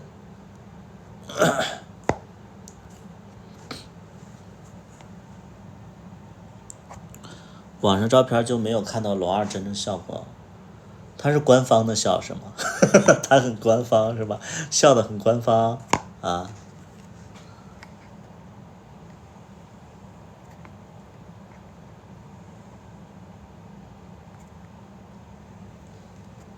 他应该不是直男吧？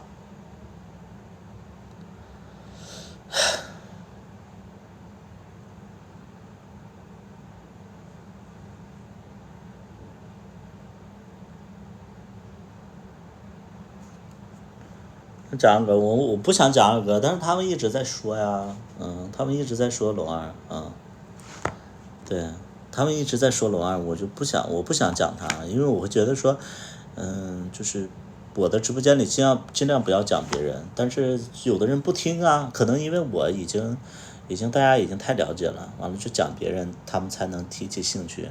其实我的直播间里我一直都不喜欢聊别人，因为每个人其实对待别人对他的一个评论，其实接受程度不一样。你像卡卡，他其实他也不希望我在直播间里去讲他，对，所以我尽量能不讲就不讲。其实关于他们的八卦有的是，但我不能说，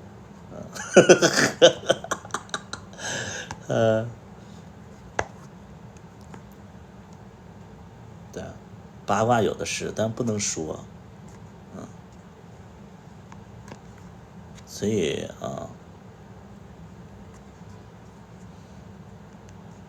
这不是吊胃口，可以说一下卡爷吗？我不说了不能说吗？这家色药，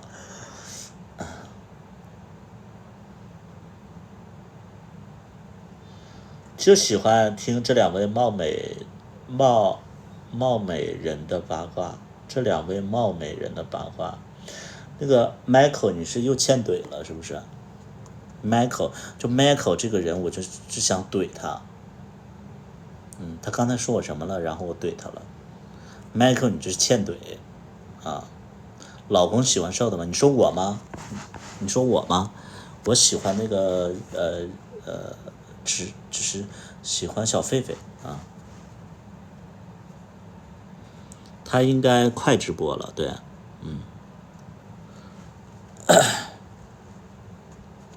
我喜欢小狒狒，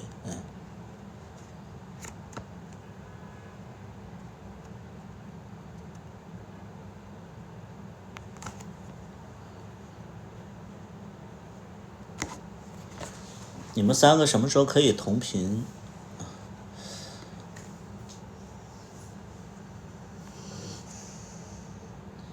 有一个八卦，但是我又不能说，但是这个八卦很适合你说的这个问题。对，我怎么记得你喜欢肌肉？肌肉狒狒吗？肌肉狒狒，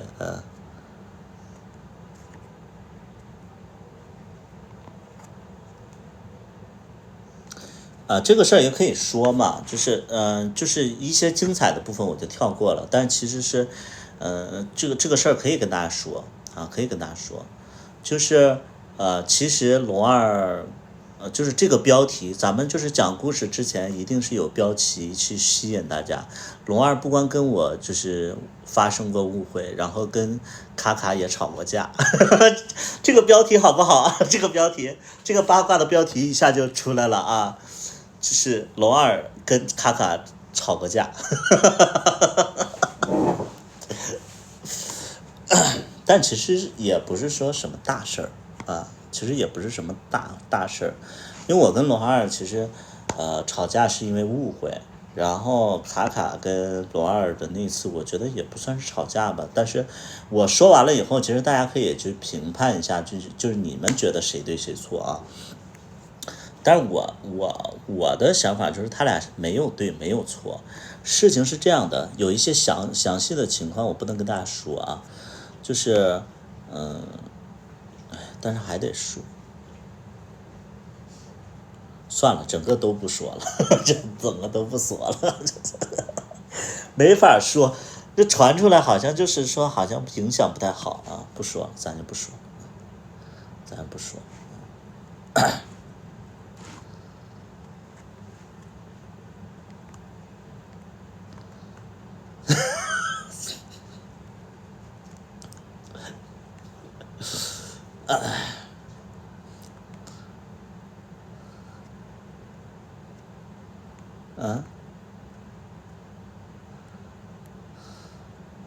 吊胃口，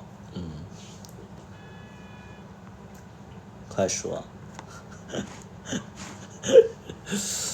好，那我就说嘛，我就说我说，也是这样的，我们在拍小茉莉的时候，然后有一天，好像是因为设备好像不全，然后我们能拍的戏都拍完了，紧接着呢，然后我们就在酒吧里边喝酒，就所有人都喝酒，我、卡卡、龙二、灰灰，还有那个冷小冷，还有那个狸猫，就是那个阿赞，我们几个就在那喝酒，然后喝着喝着吧，就冷小冷还有那个灰灰就喝多了，然后灰灰就一直就提起我他就哭，然后冷小冷也喝多了，然后因为冷小冷和灰灰不是冷小冷和那个就是卡卡他俩属于 CP 嘛，属于 CP，剧里是 CP，所以也就是卡卡一直在照顾冷小冷。我觉得其实作为导演看的吧我其实也就是我这个其实有点八卦，但是我会觉得说照顾他也挺好，因为他俩那个时候演戏演得非常不像情侣，我就说那互相照顾一下也挺好的，所以我就是就期待着就是对，就期待他俩能就是那个就是走近一点，然后就是演戏会演得更好一点嘛，对不对？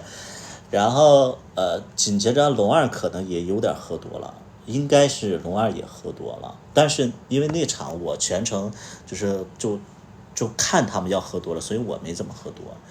然后我看龙二喝多了，因为那个时候我有车嘛，然后我就说那个龙二那个我带你回去吧，就是因为他们住在就是龙二还有那个卡卡他们住在那个我给他们找的那个民宿里边。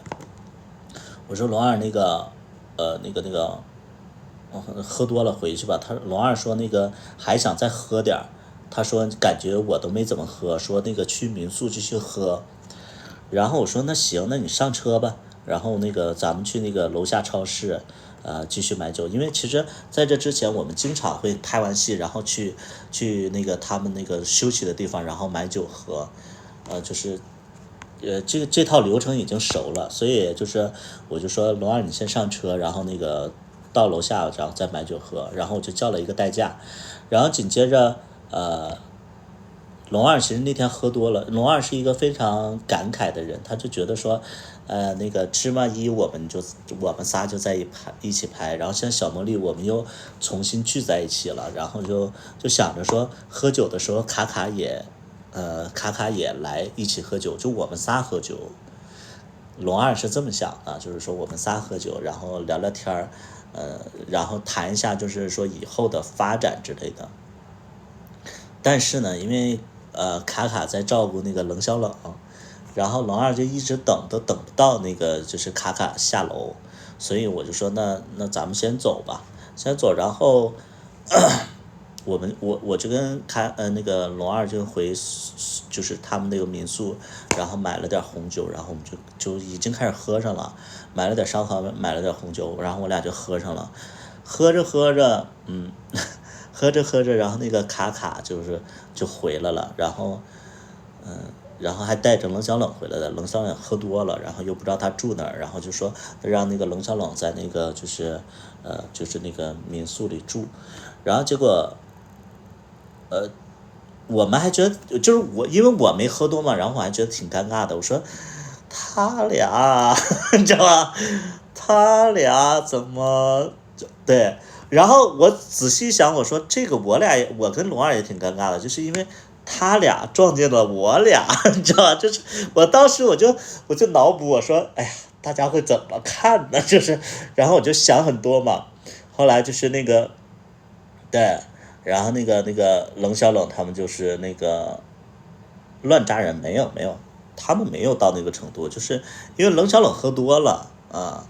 就我是一种开玩笑的方式，因为冷小冷喝多了，然后卡卡不知道给他送哪儿去啊，因为冷小冷就喝到已经就不行了，然后卡卡只能把他接到这边，因为我记得好像是3个，对，那个民宿是3个卧室，所以就是说想把那个冷小冷就是弄过来休息嘛，跟那个没关系，你们别多想。然后他们一进来就撞到我跟龙二在那块喝酒，可能我觉得他们也是多想了，反正就4个人坐在一起很尴尬，就很尴尬，就是，然后紧接着冷小冷就那个就是在沙发上就睡着了，然后我还有那个卡卡还有那个龙二在那边就在那边就是开始喝上红酒了，然后卡卡好像我忘了他是喝还是没喝，反正卡卡整个的状态就是比较清醒，然后龙二其实就有点开始那种就是煽情了，因为他喝多了嘛，他就说。就感慨，就说3个人还能聚到一起，然后又有一部新剧，然后就说3个人其实经历了好多好多事情，就觉得3个人的能量还是比较大的，而且就是大家都在各自的领域发光发亮，就反正就说了一些就是特别感动彼此的话，但是可能因为卡卡可能他没喝多少酒，他不感动，就是他没在我们的那个就是轨迹里边，所以就是老二就那意思就是说3个人经历了这么多，以后或许能在事业方面有那个共同的点啊。你清醒还是卡卡更清醒？我觉得我跟卡卡都清醒，因为那天的红酒不知道为什么那么苦，然后全程我都我喝一小口一小口的，然后龙二就喝了很多，又喝了很多红酒，然后其实龙二他就是那种东北人嘛，就是而且他喝了酒以后他就非常非常就是那种大哥大的那种，然后他就说，哎，3个人或许以后事业方面可以在一起发展，就是说看看能不能有一些合作之类的。大概的意思就是说，要不做服装，要不做那个餐饮之类的，就是3个人一起合作嘛，就是合作，就是你们能懂吗？就是可能说我们每个人都出一点钱，然后做一个3个人的品牌，大概是这样，对，大概是这样，然后。卡卡因为他比较清醒嘛，对吧？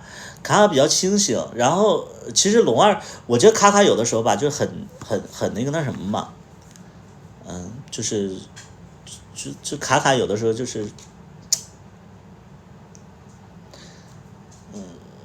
你要说耿直也耿直，你要说情商低也算是情商低，你要说不配合也是不配合，反正就是说完了以后，卡卡就拒绝了，你知道吧？对，卡卡就拒绝了，然后他就说啊，他没打算那个做生意，他说他想做个什么面馆，去成都开个面馆之类的。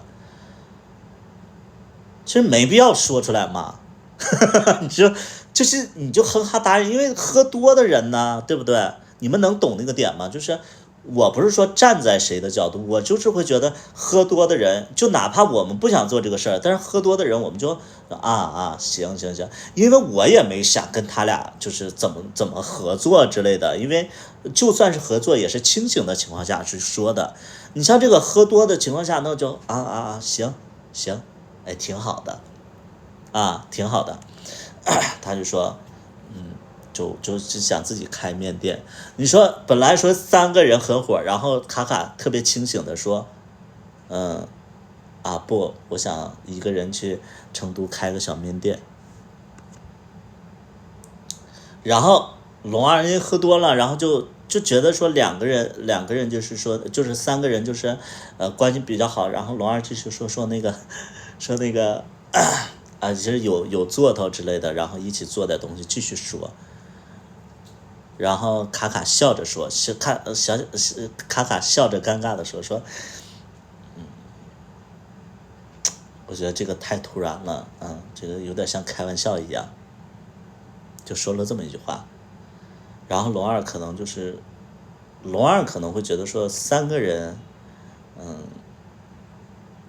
就本来就是想让3个人就是更，就是因为3个人的友谊之类的，完了他就是突然被拒绝了，然后龙二就紧接着就是对呀，直接就是说了一句，他就做起来了。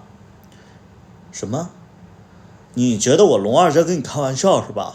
就是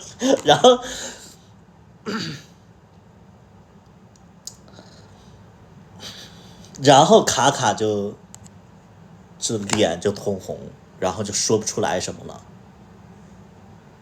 了，就说不出来什么了。然后我在旁边我尴尬死了，这个时候我就不知道该说什么，因为其实龙二之前也是跟我有一些就是误会，然后我知道龙二在生气的时候可能有一点点那什么，然后我就不敢吱声。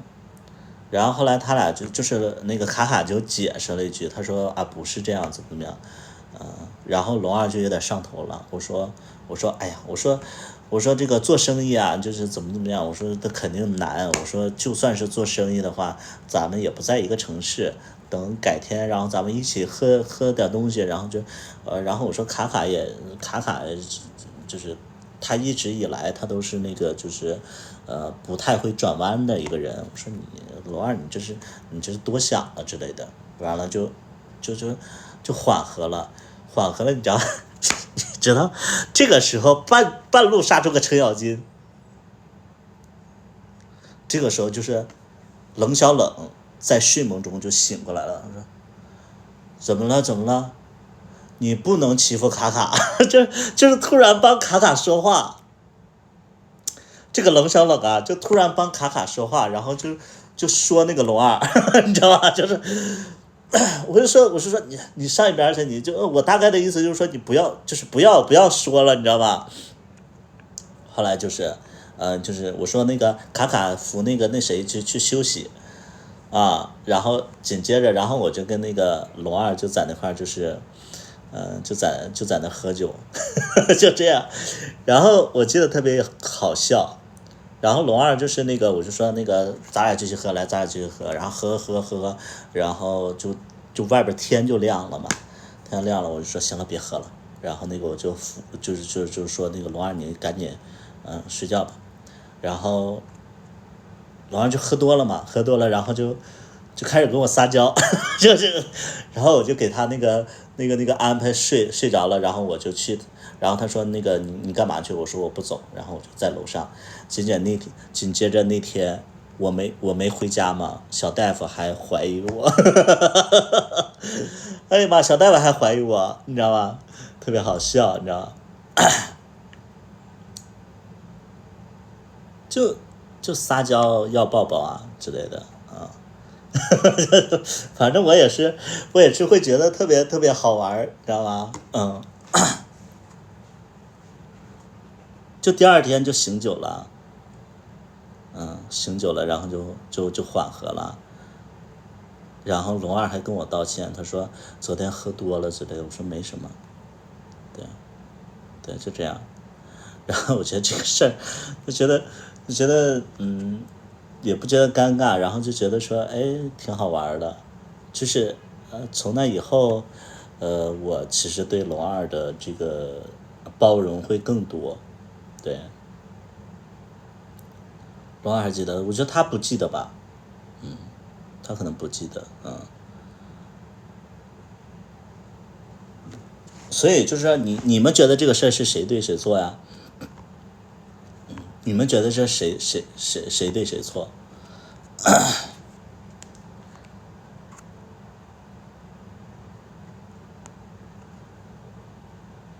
对啊，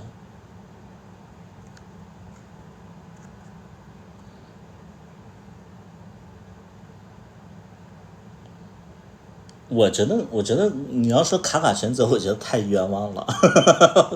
卡卡真的没有全责，我觉得卡卡就是卡卡一直以来的问题啊，就是我之前我其实有一段时间我特别讨厌卡卡，对，大家都知道有一段时间我跟卡卡的关系不好，就是外界都传说是因为他就是太火了，然后我们嫉妒他们，就是我嫉妒就是嫉妒他，所以就讨厌他。其实不是，卡卡一直以来的问题都是说话太直了，对，就是他的那种直，就是让别人会觉得说啊，他有点就是有一点点就是有一点太拽了啊，就是因为卡卡有的时候，就是我官方的评论卡卡啊，就是没有说那个就是诋毁他之类的。卡卡其实他是一个人情世故方面没有我跟龙二强的一个人，然后卡卡是一个就是平时，呃，可以说他的礼节礼貌做的不是特别好的一个人，对，他是就是场面上的事儿他做的就让人有一点点接受不了，所以就是包括你看那个时候我跟卡卡有一些矛盾，是因为工作上的矛盾，就我们在拍戏的过程当中，他可能泄密呀，或者说就是哎那个把那个就是他经常会做一些特别奇怪的问题，就比如说我详细的说一下为什么我跟卡卡就是之前会闹矛盾，就我们在拍戏的时候都还好，因为拍戏的时候就是我其实是有求于他，就是我要去借场地，然后又让他免费来客串，因为其实借场地这个事情就很难。我们拍这场戏一定要有一个餐厅要让我们拍，他完全配合，而且他没有什么就是为难或者说不配合的东西。但是卡卡有一点小毛病，就是他有一些很小的毛病是什么呢？就比如说他会缠着剧照老师。要他的个人的剧照，对，你们能想象吗？就是我们在拍摄的时候，有一个剧照老师就会拍照片，然后他就会找剧照老师就是要这个照片，这个事儿你们就会觉得说无所谓，但是因为这些东西我们还没有对外去宣布，你要照片干什么？你无非你就是要发，我们不能发，对，现在就不能发。他就非得要，然后我要说吧，他就是这个事儿就大了；我要不说吧，他不自觉，他就总有这些小毛病。就比如说我跟他录了一首歌，对，录了一首歌，然后那个我就说这首歌你可以听，可以给你对象听，我说你不要发出来。结果我就这么告诉他，他在直播间里就开始放自己的歌，就是放我俩的那首老 baby。然后我就特别生气，我就真的我就是气到不行了，因为这首歌我是收费的，我要做收费专辑的。你这么提前透露出去，有的人就会录完了以后就有盗版，那我怎么卖？就是这些小细节，就是卡卡就是一直做的非常非常不好。一开始我就觉得，哎呀，就是特别无语，所以那段时间我跟他闹的就比较掰。然后这个时候你们记得，就是这个时候，我有一个那个就是影视圈的大佬，然后就说那个找我们吃饭的时候就说啊，卡卡呀，我也知道你俩有点小矛盾，因为我跟卡卡都在嘛。然后那场其实是我跟那个影视圈大佬的这个主场，然后影视圈大佬就说卡卡，我知道你俩有点小矛盾，然后也看了你的剧，你演的也比较不错，所以呢你要明白一点，就是说其实图图啊各方面是可能性子比较急，但是其实也是为你好，或者说为这个剧好，所以就是说你也不要就是太看重这些事儿。你就像这种影视圈的大佬，就是说这种和气的话，正常人来讲就说是我也没我跟图图一直都是挺就是就因为这个事儿可能比如现在无所谓的就怎么样就说就好。他不接茬，他不接茬，紧接着他说了一句话，你让人会非常非常的受不了。他是这么说的，你们就评判一下他说的话过不过分。对，他是这么说的，他说这以后我也不做这行了，主要就是想靠这个就是说赚点人气，赚点钱，以后也不做这行了，怎么样？你说让人怎么接？那你想干什么？就是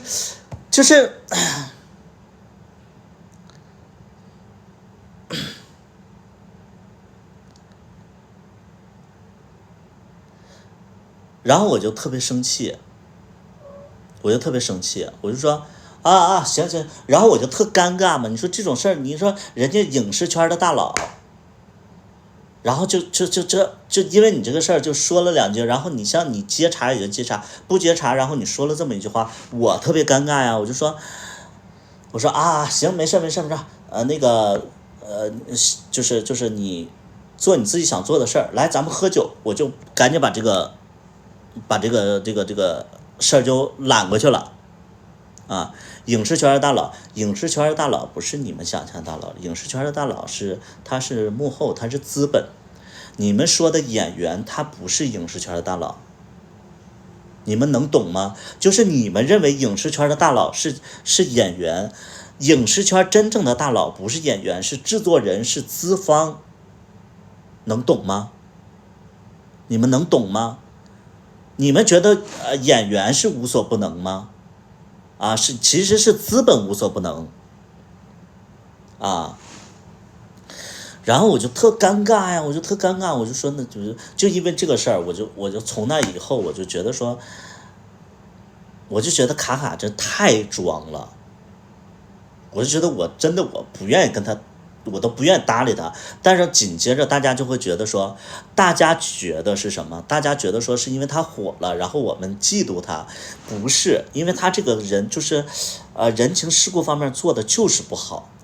然后我当时就觉得他装我就觉得他装。后来是我们就是拍小茉莉之前我们又遇到了，然后我们就是都已经2-3年没联系了，然后拍小茉莉之前我们又联系上了，然后我又找他拍小茉莉，然后他也 OK， 他就跟我说，他说这次无论任何时候我都听你的话，然后我俩就算是和解了，然后那几天我们相处起来也是就非常非常愉快，而且就是不掺杂工作的话，我发现这个人一点问题都没有。你们能懂吗？就是这个人你不跟他掺杂工作，他一点问题都没有。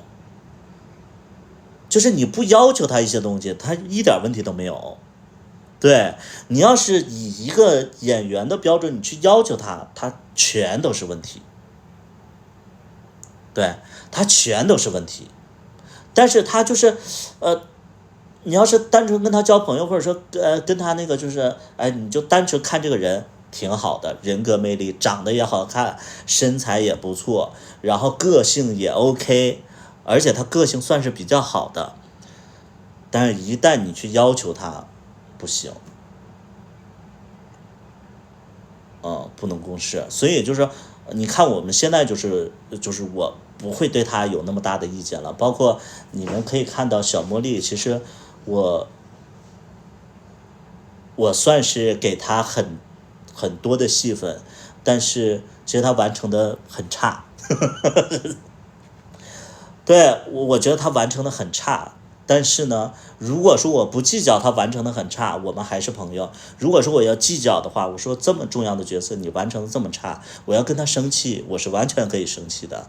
但是后来我就发现，不要生气，因为精彩的部分有龙二帮我撑着，那就可以了，那就可以了。所以我就自己平衡自己的心态，就自己平衡自己的心态。但你看起来还是可以的，你他妈又说这种话，你觉得谁他妈都演得不错啊？演得好不好，作为导演是有要求的。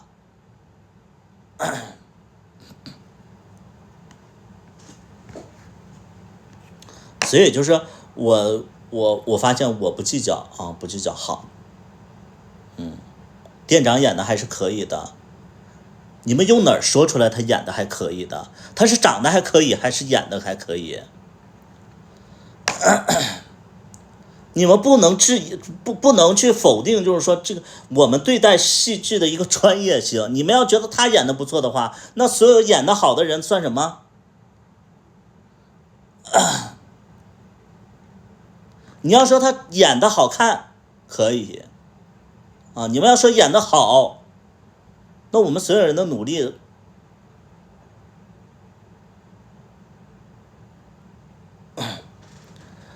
看剧不就是专门看人吗？那是你。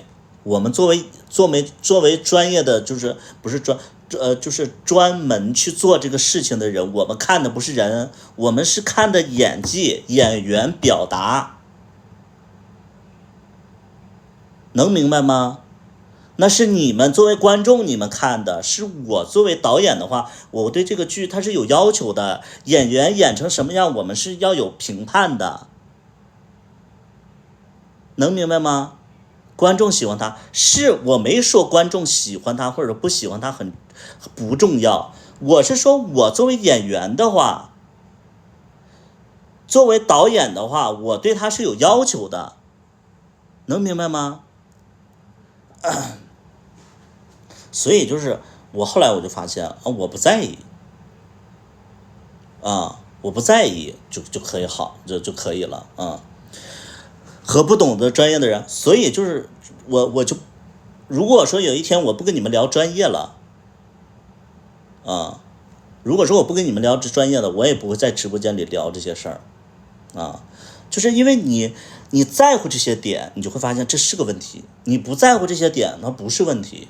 所以我后来我就跟卡卡的关系就一下就是好了啊，好了，不介意了。就是说他怎么表达，或者他的演戏演的什么样，以后我不找他演了，他演的什么样无所谓了。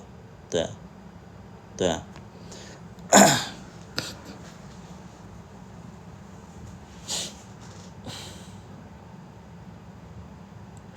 就是这样。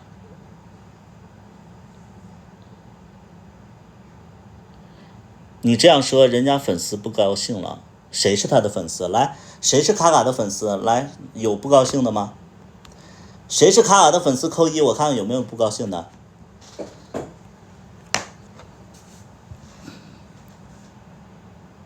你有不高兴吗？你有不高兴吗？没有，对，因为知道我表达的内容，其实不是说我在说卡卡，我是在说演技这个东西，能明白吗？你们能懂吗？你要说卡卡的粉丝因为这个事儿不高兴了，那他不高兴的点，我觉得就是你有病啊，那我干涉不了，我也怎么，我也就是怎么样，我不是说卡卡不好，我是说他的演技不好，因为我是作为一个就是导演，我对这个演技是有要求的。你们没有要求，你们觉得他好也没问题，但你不能告诉我说你觉得卡卡演得好啊，就不要说他演得不好了，这不可能，对不对？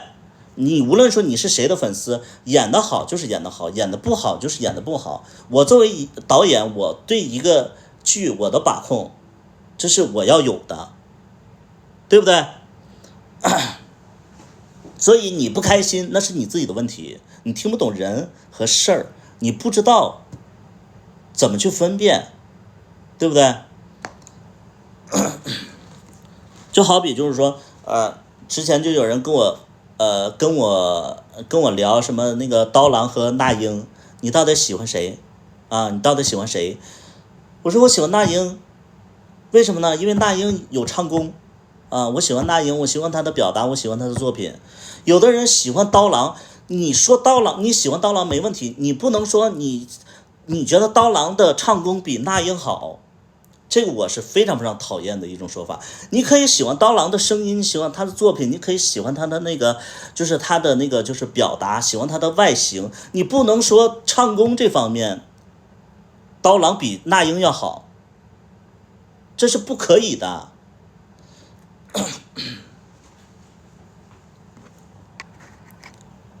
图图是你们老公，让给你们，我要做图图老婆啊。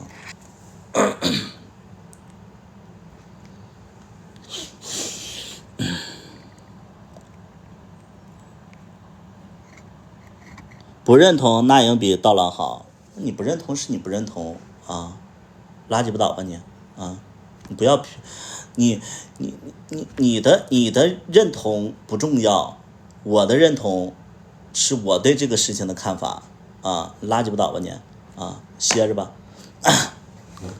小戴我去哪儿？小戴在里边，所以就是说。相对而言，就是我们拍戏啊，我为什么会就是愿意跟龙二拍戏，而且就是说龙二这么长时间，其实我就这么跟你们说啊，如果说是配合程度的话，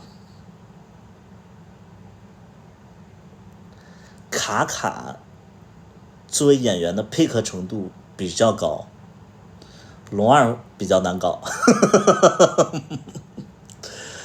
每次跟龙二拍戏，就他俩是不同的累。卡卡是那种你教的累，龙二是那种就是今天下雨了吧？下雨的话，咱们不能拍这场戏，因为会影响他的心情。我们拍那场下雨的戏，或者说拍那场比较内心的戏。龙二，你觉得呢？你不想拍这场戏，那你拍哪场？好，那我们就拍那场。哎，咱们拍这场啊，把那个灯光改一下，是这场，就是就你要很关注就是龙二的心理活动。我跟卡卡是那种，就是说，好像在现场我可以就是说话很大声，我说你这场戏怎么你看看剧本，我跟卡卡是这样的，对。但你要跟龙二就比如说龙二这场戏演的不好，我会这么说，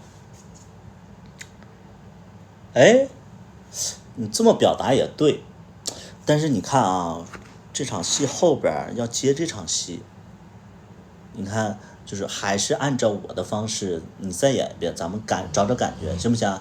哎，来，准备，来。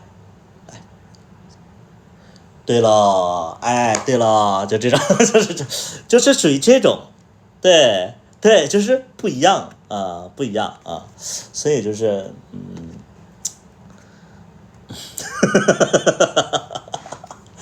对，不一样，真完全不一样。龚大虎啊，龚大虎，我评价不了他，龚大虎我评价不了他，因为为什么龚大虎我评价不了他？因为我跟龚大虎拍戏的时候是龚大虎教我拍，龚大虎教我拍戏，那个时候我完完全全不会拍，是龚大虎教我拍的戏。虽然说那个时候我是导演，但是我表达的非常不准，龚大虎带着我，不是说他教我，他是带着我，就是他能，就是跟我回家那个剧啊，其实前几集一直都是他在掌握很多事情，就是所有的重心是在他身上。然后后来是因为我跟他拍了一段时间，然后我逐渐有掌控能力了，然后后来他慢慢的退出了，所以他算是我的前辈。但是你像龙二也好，像卡卡也好，像后边的这些演员，可能你们会觉得说龙二可能他自己也很有能量，确实他很有能量，但是就像他们没演过戏的，或者说他们没见过镜头的，其实都是我必须得我得去带他们，对，一点一点把他们带顺了。龙二是比较快速的适应了，但是那个时候其实卡卡就是不是那个时候龚大虎就是我就是龙二。现在是我龙二是龙二，我带他，不一样的啊。现在就是属于就是龙二带所有人了，已经不用我去带了，就是现在是这么一个关系啊。我跟龙二的就是现在的合作就是属于他负责他的，然后如果有时间的话，他帮我负责我们所有人，是属于这种。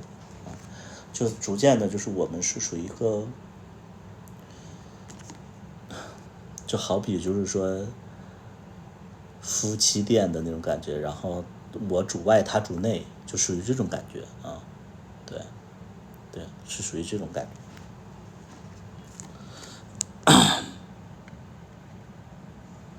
有女生看啊，芝麻演技已经，他其实芝麻一的时候已经很爆炸了，因为我当时我没有关注到龙二，就是那个时候我没有关注到龙二，因为我觉得龙二是真的很不好亲近。我们演完芝麻一的时候，我们的关系其实就很疏远。我就觉得，因为我跟他走的不近，所以说我也没关注到他演的多好。直到后来就是播出以后，我才发现，哇，他演的这么好。就我在剪的时候，其实我也就是发现了，但是没想到播出效果会超好。对，三个人那不算矛盾啊，就是我刚才跟你们说的那个八卦，其实不算矛盾。第二天我们就 OK 了呀。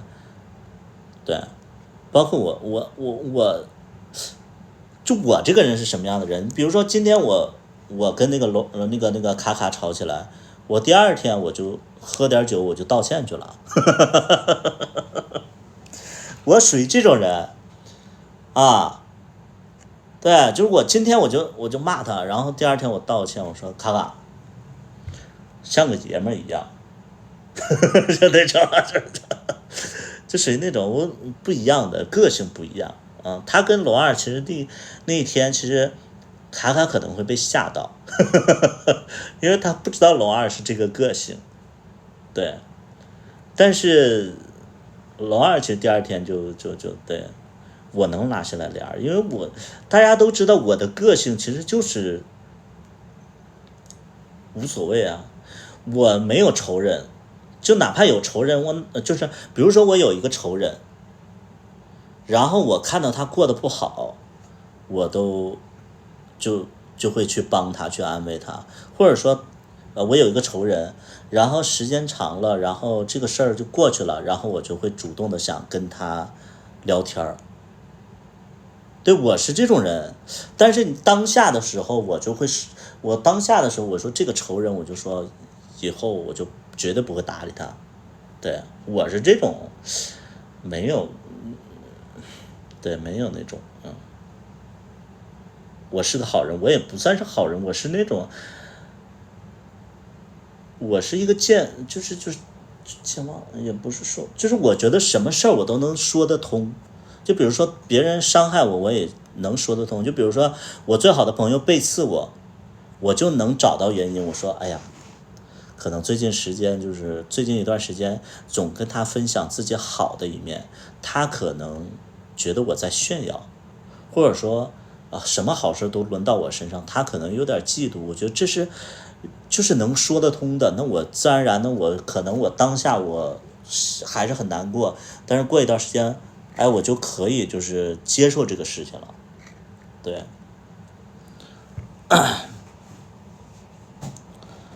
因为你经历多，不是因为不自私，是因为你经历多了。对，我自愈能力强。对，对，你就举个最简单的例子，又说八卦了啊，算了不说，这真不说了，因为我跟他现在没有和好，我就不说了啊。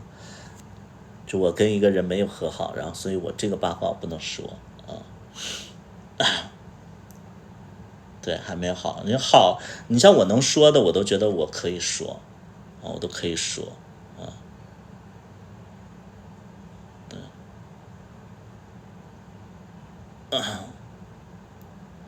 我不说是谁嘛，我不说是谁，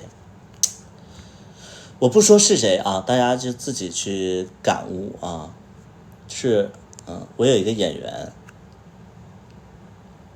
他来拍我的戏，他是外地人，然后结果他来拍戏拍了1个多月，然后临要回去的时候跟男朋友闹别扭分开了，就是跟男朋友分手了。分手之后呢，其实我就半开玩笑的，我就跟他说，我说，哎呀，这没火呢就开始分手了，这个就因为就娱乐圈有一个现象嘛，就是马上要火了，然后跟自己的糟糠那个结束嘛。然后我就开玩笑，我说这没火呢就开始那个跟别人那个就抛弃糟糠了。然后他回去以后，他突然找我借钱，找我借10000块钱还是15000之类的，反正就10000块钱。好，咱们就当10000块钱吧，找我借了10000块钱。然后我一是会觉得说他来拍我的戏，然后他才分手的。他分手了，他就是她男朋友不帮他了，他就没钱了。我觉得，是我要帮他。第二点呢，因为他们来拍戏没有片酬，啊，因为没有片酬，所以我就觉得说，那他找借1万，那我就借呗。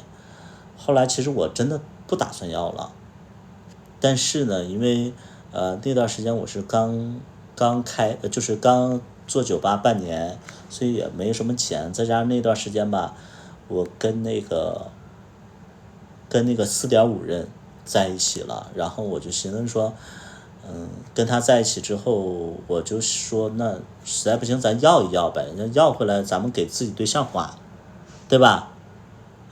咱们就是如果说能要回来，咱们就是给对象花多好啊！因为那个时候刚处的对象，10000块钱也不少，然后我就说要呗，对吧？然后他要是不给的话就算了，紧接着然后我就去要了，他就跟我说，他说，哎呀宝贝，那个现在没啥钱，你再通融我那个一下，然后怎么样的？然后我就寻思要不出来了嘛，要不出来，其实我就不打算要了。说实在的，心里我就觉得不打算要了，因为毕竟人家也帮我了嘛。紧接着，就是他就找别人借钱，想要还我钱，但是呢，他找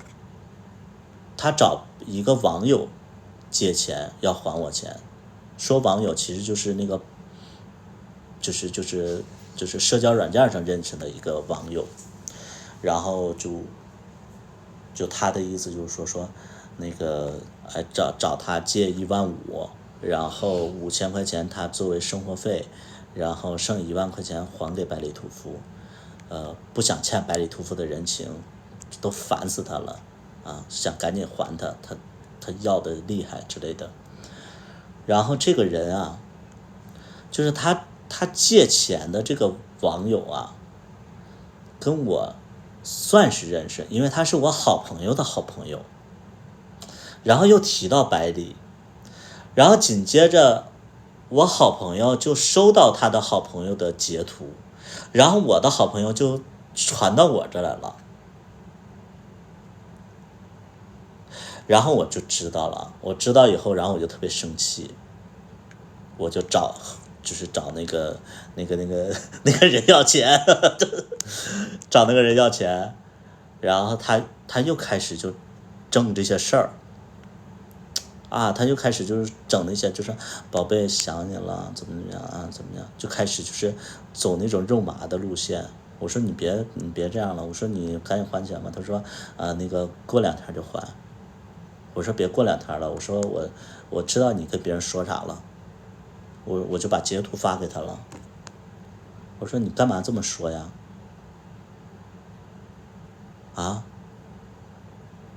我说你干嘛这么说呀？我说那个，你这么说的话，你说让人你不怕别人传过来吗？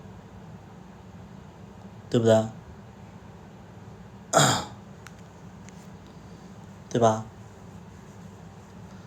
然后他说我不是有意的，没别的意思，就是那个人说的，就是那个人给我回答，他说宝贝，我不是那个意思啦，我说的是，就想着把这个事情加重一下，这样能让别人借他钱，其实他就是想。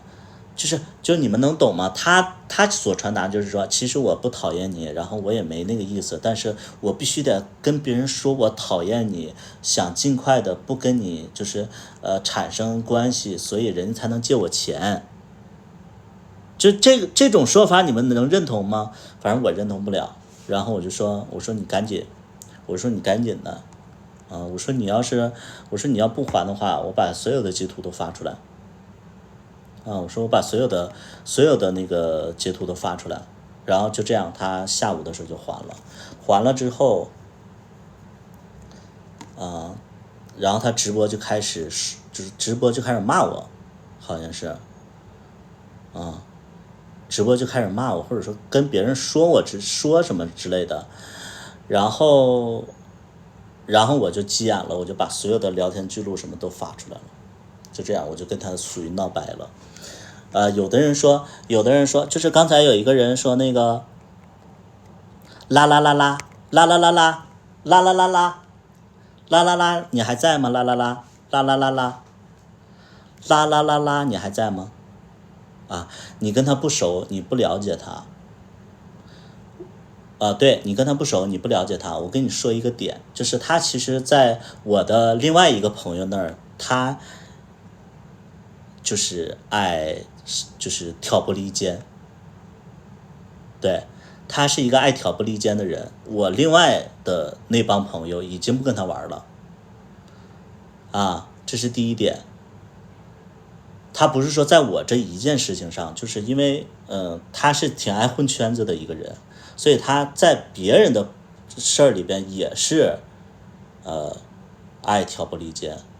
你全看到，你看到什么了？我在说他跟我的其他的朋友里边，他也挑拨离间，你看到什么了？我说的不明白吗？他不是这一次问题，他是惯犯。第二点，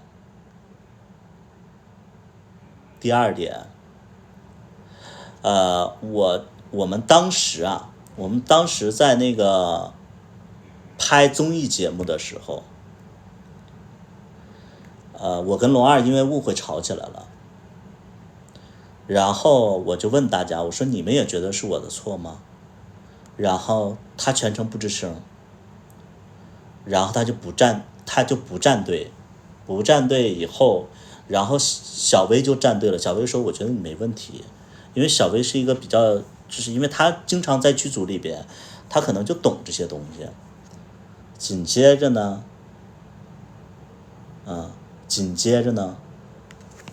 我就回房间了，因为我跟龙二因为误会吵起来，我就特别难过，我就回房间了，谁也没来。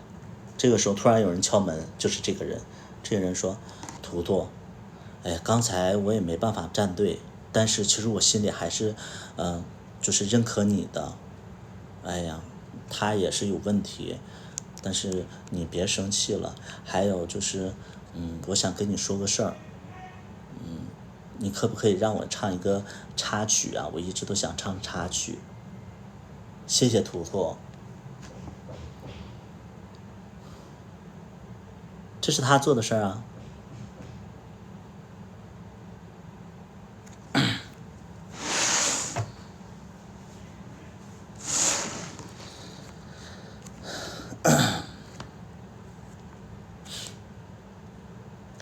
他跟那个谁不是这么说的呀？他跟谁这么说的呀？他能把自己的恶心的面跟别人说吗？所以就是你作为啦啦啦啦，我就说有一些人他没脑子啊，还帮别人说话。他妈的，这个事儿不是我，就是他这么跟我说的。我是当事人，我不比你明白。就你们这些就蠢笨如猪的脑子，还帮别人解释呢。啊，他妈自始至终这个事儿都是我是当事人还是你是当事人？你在这解释什么？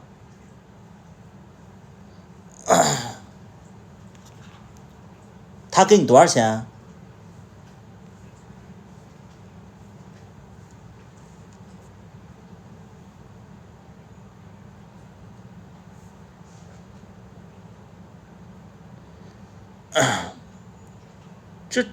这我就觉得很奇怪啊，就是啊，他一直都说啊，你俩能和好之类的，我是可以和好，我无所谓啊，我是觉得说，我见到他我依然会说话，但是我肯定会防着他。第一点，第二点，不能扭曲事实，这是他做的恶心的事儿，我是当事人，我知道，而且不光是这个事儿。小薇跟他也有矛盾，那你说他怎么跟谁都有矛盾呢？包括我们剧照老师，他那个时候他要做什么什么东西，然后就找剧照老师去帮他拍，结果呢拍完了不给人钱，剧照老师找他要钱他不给，他一直拖，那怎么事儿都是他的问题呢？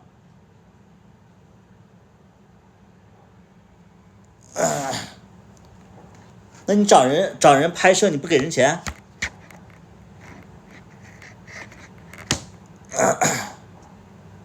你知道啥呀？你知道？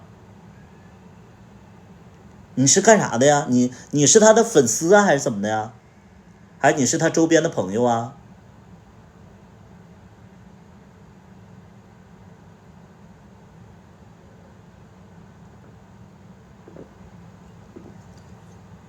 谁不对他厌恶啊？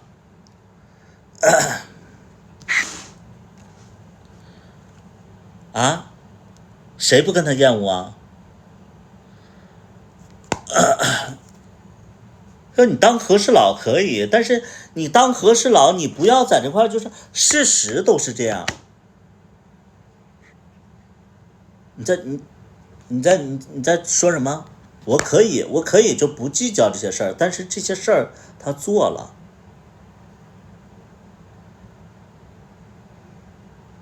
你不能说他没做。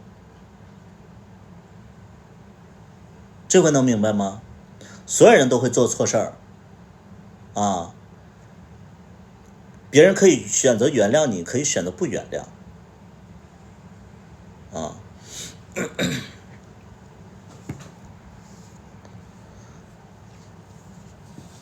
你确实不知道，那你就别你记住了，你这是人生的一次教训。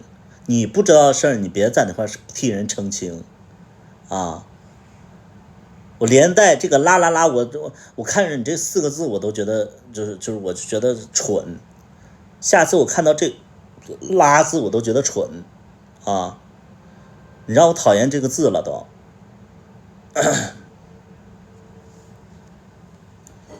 你在那块跟人解释了，你是干啥的呀？你是，我很好奇你是干啥的呀？跟你有什么关系啊？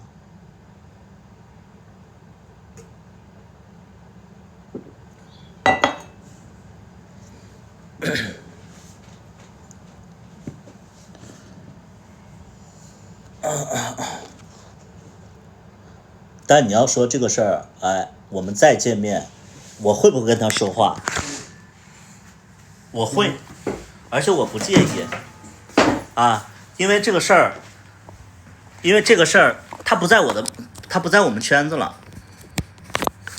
啊，因为这个事儿就是因为他做的一些事儿，我身边的圈子都不搭理他了啊，我身边的人都不搭理他了，为什么不搭理他了？所有人都不知道他是什么样的人，然后这些就是他做的这些事儿，几乎同时间，就这帮人就是串起来了，就觉得这个人啊有问题，啊有问题，啊，吃瓜吃的好长。我不生气啊，我生气的点是，居然有人在为他洗白，哦，就是人家当事人，人家都做过这个事儿，完你在这洗白，你有什么资格洗白？你什么身份？啊，那你把嘴闭上，看直播就看，啊。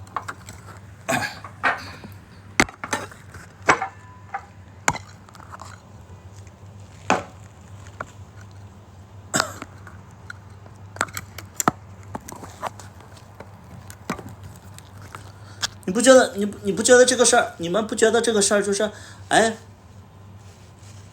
本来就是，我就觉得说这确实啊，我说实在的，我确实这个事儿吧，我也有问题，我觉得我也有问题，啊，我也有问题，为什么呢？因为我就觉得说这10000块钱我就不该要，啊，这10000块钱我就不该要，因为人家是帮我来拍戏的，而且人家这么长时间我1分钱没给人家，啊，我确实这个钱我不该要，但是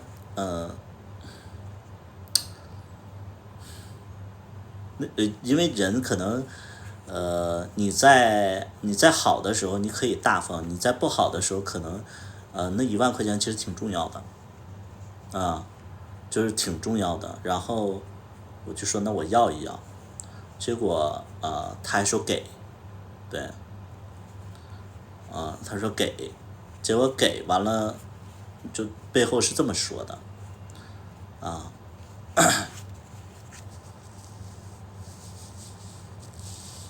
给了，因为他不给的话，因为他在背后说我，然后我就说这个事儿你就是这个你今天这个下班时候你必须得给我，他好像是那个时候就找各种理由一拖，我说你今天必须得给我，你要不给的话，我把这个截图就发朋友圈了，然后他就给了，给完之后，他好像在直播上就骂我之类的，说什么要爆料我的一些事儿之类的，然后我就一气之下我就把这些东西全公布了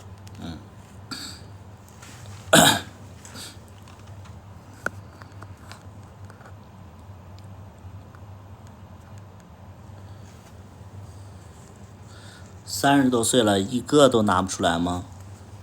不是说一个都拿不出来，是别的事儿我不能去说，我别的事儿因为跟我没关系啊，别的事儿跟我没关系，但是我就觉得说，首先他做的2件事我就容忍不了。第一件事你不能在背后骂我，第二件事就是哪怕就是说我把这个钱要了，你不能说哎开始跟我撕破脸了，那撕破脸谁怕谁呀？啊，你跟我撕破脸，你谁怕谁呀？对不对？我什么事儿都可以在直播间里讲，他呢？我为人处事这么多年，大家都知道我是什么样的人，啊，有我的八卦吗？啊，我的八卦都是从我自己直播间里传出去的，啊，而且就是我这人就是为什么大家会觉得说这不算是八卦？因为大家知道这就是我的事儿，因为我不立人设，能明白吗？一旦你这个人要立人设的话，你就要考虑，就是说有朝一日别人知道真实的你会怎么样，对不对？这是一个很简单的一个东西。你不立人设，你就是无敌啊！人觉得你做任何事情都不突兀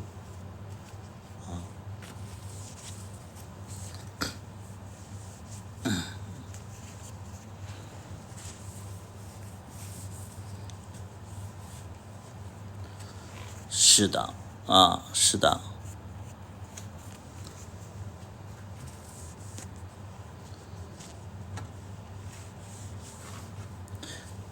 你们知道，就是我跟小薇也吵过架，我跟小薇吵过架，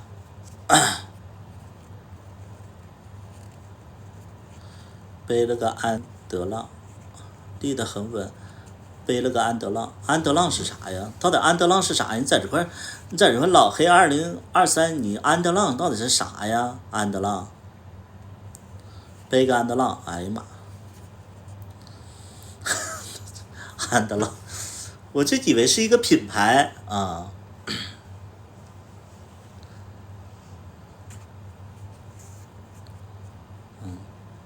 安德浪。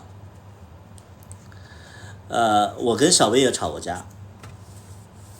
是这样，我跟大家说一下，我跟小薇，咱们就是爆瓜嘛，咱们就是就是我跟那个小薇吵过架，是怎么吵的？我们在拍芝麻一的时候，然后龙二杀青了，是龙二杀青，应该是龙二杀青了。然后我就带龙二去，就是带着小薇，带着小馒头，带着龙二，我们就去那个，就是前2天我不是跟你们说过，就是北京有一家高级的酒吧嘛，我就带他们去那个高级的酒吧。然后呢，龙二的酒量，那个时候我们谁都比不过龙二的酒量，龙二的酒量就是能碾碎我，我就大概喝的比较急。然后就喝多了，然后那个酒吧里边，就是大家其实就是听我讲过，就是酒吧的老板追过我，所以那帮员工吧都认识我。我喝到后边我就喝多了，我就去那个厕所吐。他那个厕所是，就是属于就单间的那种厕所，就在我眼里就比较高档的一个厕所。然后呢，我就去吐了，我就跪在那块马桶，就在那吐，我就抠自己嗓子眼，我就在那吐。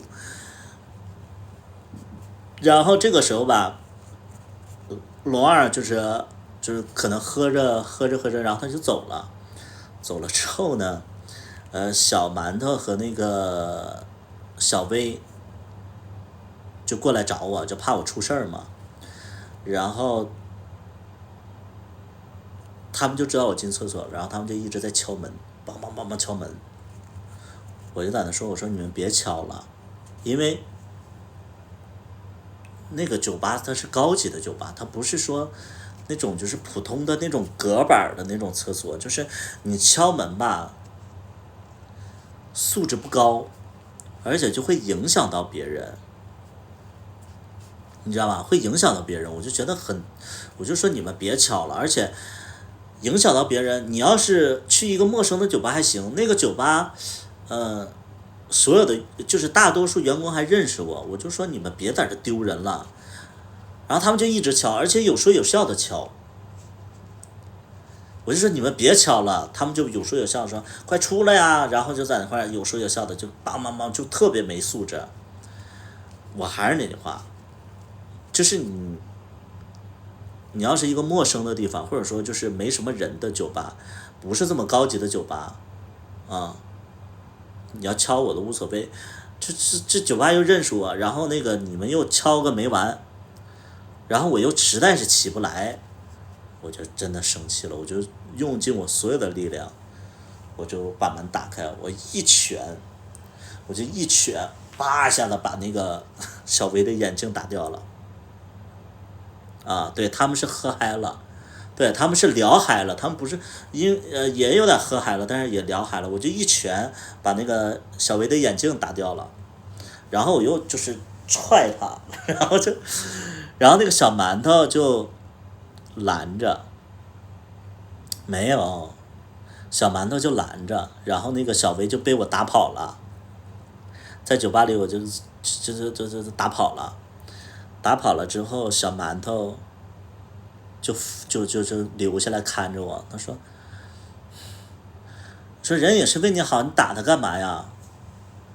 完了，明天就是戏都拍不了了之类的，反正就是小馒头一直在埋怨我，因为我喝多了，我说你别管，我早就想打他了，然后我就喝多了，然后他就把我扶回去了，扶回去以后，然后他路上还在说，我看你明天怎么办？明天那个制作人不在，因为小薇那个时候算是我的制作人，那个小薇不在，我看你怎么拍，然后就一直在那块念叨我，然后那个时候我就喝多了呀，我就知道那个馒头啥意思，然后馒头就回家，然后他就睡着了，然后我躺在沙发上，因为我俩不是一个屋，我就那个时候有意识了，然后我的脑子里全都是那个小馒头跟我说的话，我拿起手机，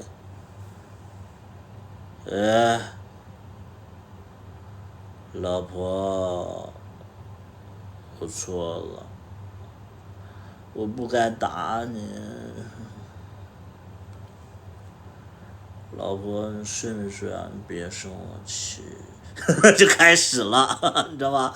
然后发着发着我就睡着了。第二天我醒了以后，因为我们是9点多拍，我就没睡几个小时，我就醒了我就清醒了，清醒了以后，我说完了，今天没法拍了，我这又宿醉，完了小薇又不来，我说哎呀，当然也得硬着头皮啊，因为他们是按天算钱，摄制组都是按天算钱，我就在那块硬着头皮拍，结果10点左右，正常是9点拍嘛，10点左右小薇自己来了，然后小薇就进来了，然后就开始工作，我看着她，然后她就不理我，对，不理我，对，后来就和好了，对，就和好了，所以就是你看，同样是吵架，啊，同样是吵架，不一样的，就不一样的，你知道吗？就我觉得我跟龙二吵架也是这样，就我跟龙二也吵过架，无所谓啊，就大家可以吵，因为它不是原则上的问题，就哪怕就是说有误会解除了可以，但有些事儿你是解除不了的，你只能说释怀，释怀是需要时间的，但不是说去抹掉它，抹不掉，抹不掉，对，其实都清楚，没多大的事儿，我觉得这事儿很大呀。要是我按照常理人的就是因为我这人，我可能我会站在别人的角度去思考这个问题，就是我来就是给你去当制作人，因为其实小薇我是要付费的，但是其实小薇的工资其实就是也不算是特别高，对。第二点呢，她的本质上其实是担心我，然后我可以跟她生气，但我不能打人，所以就是这个事儿，我觉得事儿比较大。你打人，首先人家可以报警的，打人是可以报警的，你们能懂吗？正常的，我要是一个陌生人打我的话，我一定会可以报警的。但是因为他会觉得说我不是陌生人，他可能就没选择报警，而且他就生气了不来了。但是他是完完全全可以就是验伤，或者说起诉我，或者怎么样，这是可以的，是可以的，他可以讹我点钱的，他可以给我闹掰的，但是因为他这个人，他就是我觉得很好，对，很好啊，就没性格呀，包括思想啊，我觉得都很好啊，人家才没介意，所以这个事儿不是大事吗？我觉得很大的事儿。所以任何时候你们记住了，任何时候，小薇还有个事儿，就你知道，就是我跟小薇为啥能成为好朋友？就是其实我俩也不是因为，也不就是我俩也不是因为彼此认可对方成为了好朋友。我跟小薇曾经研究过这个事儿，因为我俩其实，在拍芝麻的时候，其实我俩认识没多久。我俩为什么能算是彼此认可对方？我跟小薇探讨过，因为我俩都是剧组里的人，所以我俩比较正常。你们能懂吗？就是因为我俩是剧组里的人，我俩知道剧组的规则，知道剧组的职责，剧组应该做什么。我们觉得我们的思维是一样的，但是演员就是我们的那些演员跟我们是不一样的，因为他们没在剧组里待过，所以剧组里的演员就有点不知天高地厚，能明白吗？就剧组里的演员不知天高地厚，会跟我们做一些就是特别奇怪的一些行为，因为他们没在剧组里待过，就是比如说剧组的演员会迟到，会不请假就出去，会不看剧本，会那个就是怎么谈恋爱，会半夜出去。其实这些事儿来讲的话，对于我们来讲的话啊，对于我和小薇来讲的话，这些事儿都是特别特别在剧组里是严禁不可以的，因为我俩是在剧组里待过，他是专业的，就是小薇比我还专业，小薇比我还专业，他是真正在剧组里待过的。就是如果说一个演员出现这种原则性的问题，直接就开掉了。直接就开掉了，就是你给我滚一边去，我换人了。只有我和小薇知道这个规则，但是因为我们找的演员，他们没在剧组待过，他们不是专业的演员，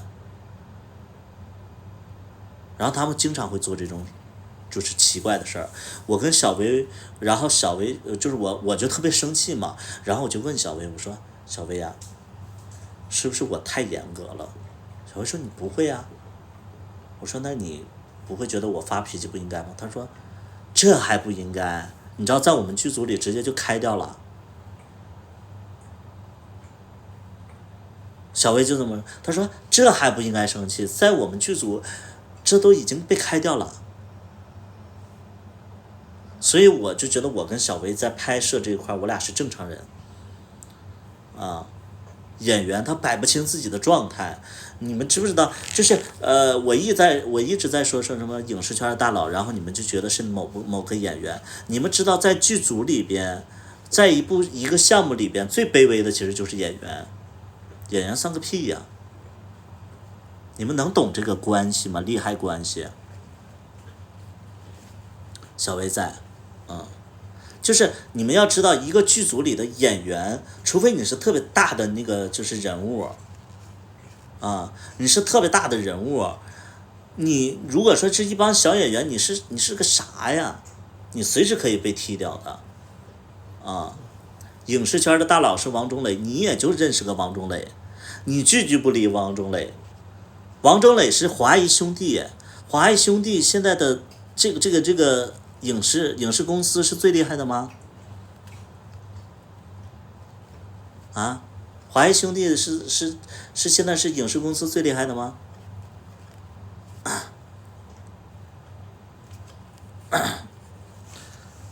认识个王中磊，天天说王中磊啊，演员只是打工的，所以就是我跟小薇就算是非常正常，就看待这些事儿，我们就觉得怎么会有这种事儿？怎么会有这种事儿？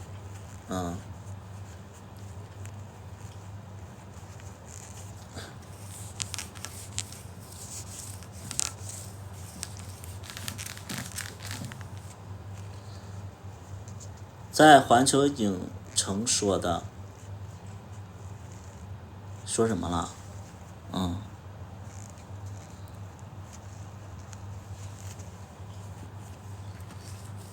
说什么了？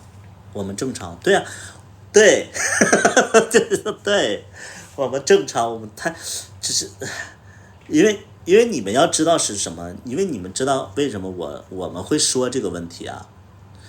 因为我之前我没组过剧组，然后我组了剧组以后，我发现这帮演员真他妈难管，然后我就爱生气，然后我就问小薇，我说你是不是觉得我这个人特别难搞，特别爱生气？他说不会啊，就是这，对。然后我跟小薇还吵过一次架，啊，我跟小薇还吵过一次架，啊，是小薇本人在这儿，我们就直接蛐她啊。小薇就是去年的时候，我开第二家酒吧的时候，小薇过来了。为什么过来了？因为我们很久没联系了，我们很久没联系了。为什么很久没联系了？其实是因为小薇，我可以说吗？你对象在不在？你对象没看直播吧？我可以说吗？这涉及到你的一些隐私。在。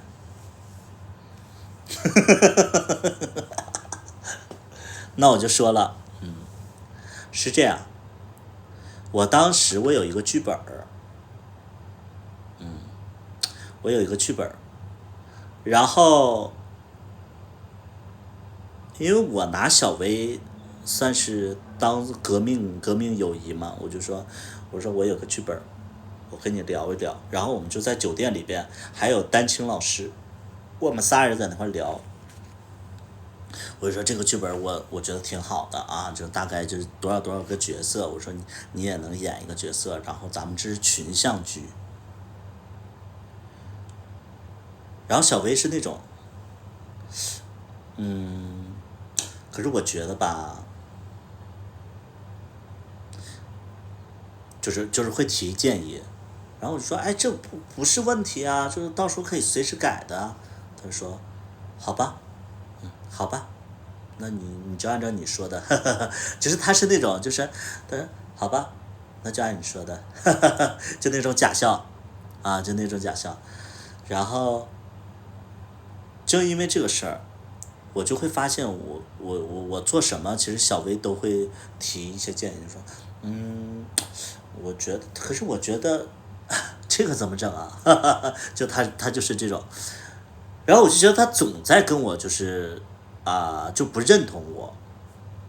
后来我也能想明白，因为他是专业的剧组，然后我是那种野路子，所以他不认同我吧，我一开始会生气，因为我觉得我们关系很好。后来我觉得他不认同我，我也能想得通。我说人家是专业的，然后我就说那不要因为这个事怎么样，那我就这个项目就不带着他嘛，就这样。从那以后我就不带着他了，然后我俩就很久很久没联系了。后来是我开第二个酒吧的时候，小薇好像我俩就怎么就联系上了，然后小薇就来这边了，来那个深圳，然后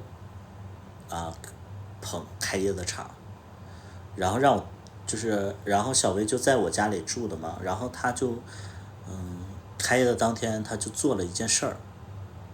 你先跟我说话，对，完了他就跟我做了一件事儿，我就觉得那一瞬间我就会觉得说，我好惭愧，就是我开业的时候他来深圳，然后捧我的场，然后没开业的时候，他给我转了1888，我看到钱我真的我就好愧疚。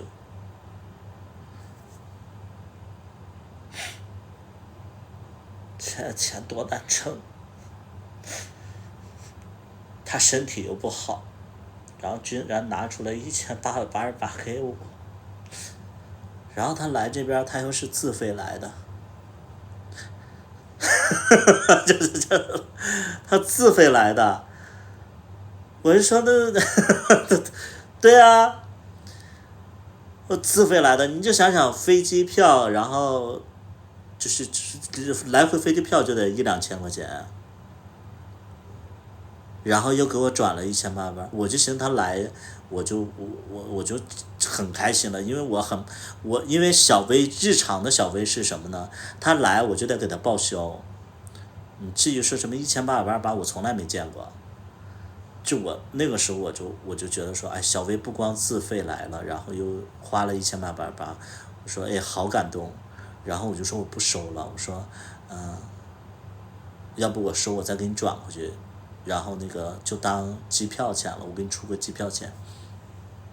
他也没收，他没收。然后紧接着我晚上拍戏，我就带着他，哎，拍戏还是应酬，我就带着他，然后我就跟他都我俩喝多了，喝多了以后，在出租车上他又来那出了。你知道小薇一直都羡慕我，小薇一直都羡慕我，他羡慕我哪儿呢？他觉得我走的野路子，但是呢，我有很多投资人，然后他又会觉得说，日常的就是说咱们就是有投资人的话，你都会奉献出自己的身体，或者说就是哎跟制作人就是跟那个投资人都会有一些利益关系，我没有，所以他就非常羡慕我一点，就是我就是莫名其妙就有这么多人帮我，所以他就特别好奇的问我，他说，哎，你是怎么有这么多人投资人就帮你的呀？我怎么就没有啊？我说这些人和事儿吧，你得学。我说不能太主动，也不能太刻意。人家出钱的时候，你不要不卑不亢，然后人家要那个就是说给你投资的时候，你就是就是就用心的去花每一分钱，就大概是这个意思。小薇听我说完了以后，小薇说：“是吗？真厉害，你知道吧？”他就呈现的那种感觉就是什么？他在问你怎么做的，然后你告诉他以后，他就突然又觉得说：“哦，这样我做不到，很 low 啊，这我可做不到，不行。”我不认同。然后他就那种，对，他就那种，就是听完你，就是他在问你，然后你说完了以后，他就觉得说，哎，这不好吧，好吧，就开始了，你知道吧？就他听完以后，他会有一种不屑，有一种不想跟你，就是什么就不想跟你为伍的那种。对，就是那种，哎，就是那种就是那个劲儿特别让人反感啊，就他就会觉得说啊，不行，对，因为他在问的时候，你真的觉得他在问你，因为小薇一直都不明白，就小薇的原话就说，这个剧是别人给你投的，投了多少？他为啥给你投啊？你跟他啥事儿都没有，那他图啥呀？哎，那你教教我呗。啊，我不行，就这样，就是啊，我不行，就那种，就可见了，你知道吗？就这种，对，他就这种，对，就是他每次他都就这样，是这样是不是啊？对，是这样是不是啊？所以有的就是有一次我们在车上，然后就是这样啊，然后就因为他这个状态，我就骂他一路，我就骂他一路，我就说你，然后我就跟别人吐槽他，我说，哎，明明是他在跟我请教，然后我说完了以后，然后他就表现出那种就是真乱，就是那种他就会真乱，好吧好吧，哎，看来我学不会那种，就这样，所以就这个人我就是每次我就是他在问我，我其实我就表现你学不会，是不是？嗯，那种感觉就是好比就是有的时候他就会问我，对他就会问我，他就说那个，哎，你怎么这么多投资啊？什么？他给你买了一辆车，为啥呀？那你们有没有？他为啥给你买车呀？不是，我就好奇啊，就那种，你知道吧？就他这种啊，就那种，就很奇怪，这个人他就很奇怪，对对，我就被他气的呀，我就真的觉得他在诚心发问，然后我就跟他说，我说这些，我说因为在他眼里可能我有点装了，他可能就觉得，因为我的原话是说，我说为什么有人给我投资？因为我们在做这个群体的这个视频嘛，所以有的人看过我的视频，自然知道我以后，然后知道我有这个投资的诉求，他们恰好有闲钱的话，他们就会联系你。但前提是什么？你在你自己的领域里，你要坚持的去做，做完之后。就有人会主动找你，就好比什么呢？就好比你看，卡卡他们那个时候也想做一部剧，但是呢，卡卡他们没有投资，拉投资没拉到，为什么呀？因为首先卡卡他那个就不是拍戏的人，第二点他们那个团队也不是出名的团队，很多人都不知道这个事儿，但是。百里屠夫要说拍剧，很多人就会关注，然后又觉得他们是拍了很多部剧了，他们是认认真真在做这个事情，所以自然而然就有人知道你，然后就认可你，然后就联系你，然后就支持你，对不对？这是一个你得先去坚持做，你们能懂吗？就比如说，如果说我们跟我回家拍的，就是说。就是拍完了以后，我们再也不做了，那就没有人会去找你，一定是你做了2部3部之后，有人才知道你在做这个事情。然后我就跟小薇说，啊，不行，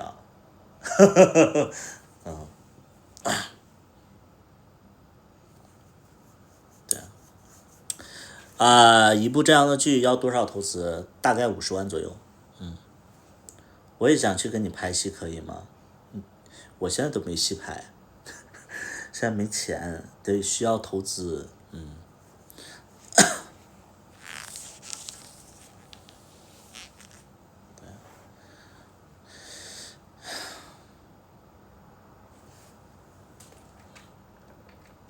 行了，今天八卦扒的太久，明天龙二直播了，你们记得支持一下啊！而且我希望你们在龙二的直播间里谨言慎行，谨言慎行，因为我是一个别人在我评论区里乱说话，我会直接骂过去，他不会直接骂过去，但是他可能会直接下播的。你们可以联系上，明天你们会看到一个点，就是他直播的时候我不会直播，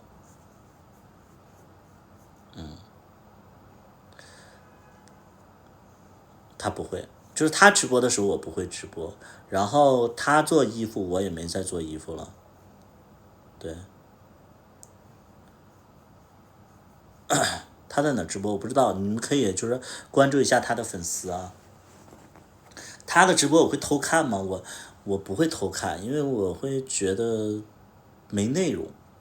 我喜欢就是我为什么会我的直播是这种风格呢？因为我喜欢我这种风格，就是我好喜欢在别人的直播间里听故事，或者说听八卦。对，我很喜欢有内容的直播，就比如说他在那儿搞笑，他在那儿骂人，他在那儿那个就是说一些东西，我喜欢这种。但是那个就是有一些颜值主播，我看一会儿我就觉得说，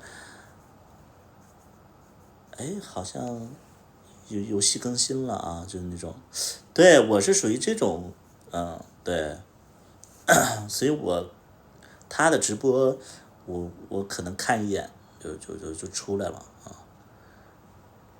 而且就是有的时候你们在评论区里说的那些东西吧，我就会替他担心，对，是自己的品牌吗？是川田的品牌，就是我剧里的一个演员，他做的品牌，他是那个就是在剧里边演的那个高志鹏，他的品牌。如果说你需要的话，可以拍几单；如果不需要的话，不用拍啊。拍了这个拍了几单的话，这个对我这个演员也有帮助，对我自己也有那个就是什么返点啊，就是你们可以拍，可以不拍啊。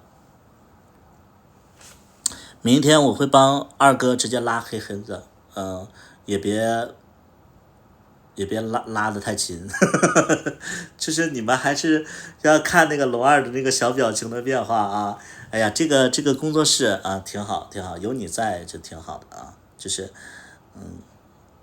反正我还是希望就大家给龙二多一些，就是多一些就是宠溺吧。我觉得你们越宠着他，然后越给他自信的话，其实他越会展示自己。如果说你们的评论都是说，哎，你怎么老了呀？你怎么变胖了呀？因为他不像我啊，你怎么不刮胡子呀？你像我的直播间里要有人说我胖了，我老了，我说关你屁事啊！你还点上菜了，你他妈谁呀？啊，看个直播，你以为你在选妃呀？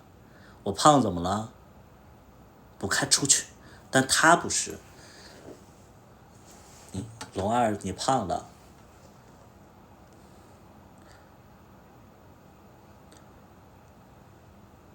我先下播了，他是这种，你们不要在评论区里说这些东西，对不对？他是接受不了这种啊，对，不一样的，对，所以就是，我有的时候会觉得说他不拍戏，其实也是因为大家的评论，他会觉得说大家在审视他，对，就多夸他，然后多给他信心，然后让他多拍东西，我觉得大家也有眼福，然后我们的剧也有所保证，对，就是多哄哄吧，对，反正我跟他在一起，我对他的了解就是，就是要哄，要哄，对，要哄。好的，今天直播就到这吧。现在是北京时间的1:49啊，大家有需要袜子的啊，可以在我的这个链接里边。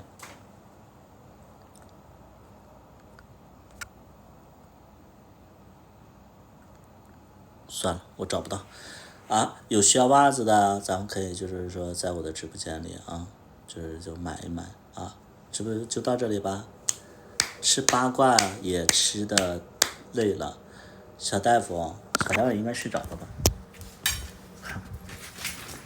晚安吧，我看看我媳妇儿。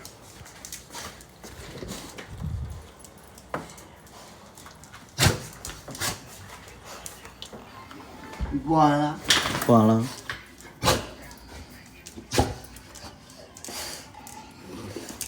天天续窝，你这是？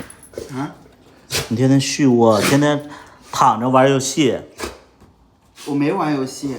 那你干嘛呢？你躺着，你跟个坐月子的似的，你一天。这不是吗？怀了都。遛狗去。啊？说完了。遛狗去。你不去？我歇会儿啊。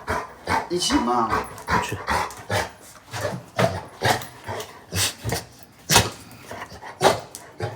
你这是结束了还是没结束啊？没结束啊。我还以为你结束了，你在这里拍我，我觉得。哎呀。哎呀什么？哎呀。切。在这块装病，这2天装病。装什么？我跟你讲，痛风好吗？这2天痛风，然后在床上躺了4、5天。这2天痛风，然后躺了4、5天，又说漏了。这4、5天痛风躺了4、5天，今天是第5天。天天在那块装病啊！谁给你装病啊？天天，哎呀，人都说我不做酒吧了，都不做酒吧了。人都说我不做酒吧了，那个以后做什么？养猪专业户。是。养猪专业户啊。是的。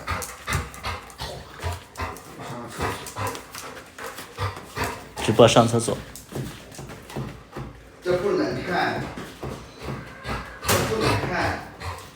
这不能看，会封号的。大晚上修一波，没所谓啊，我。小狗坐好，坐。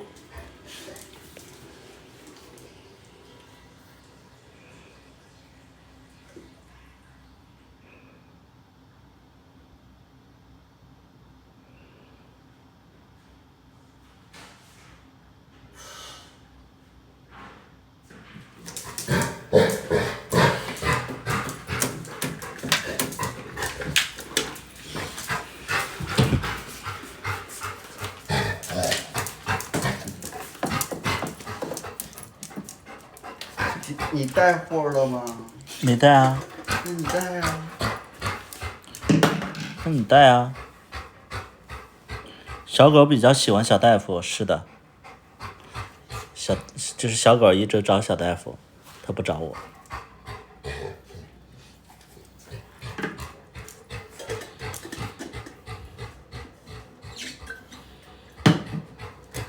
那是因为有求于我。是不是？是不是？啊？你是不是有求于我？他不带你去，就只能我带你去，是不是？啊？抬头，别动。是不是？只能我带你去，他不带你去，是不是？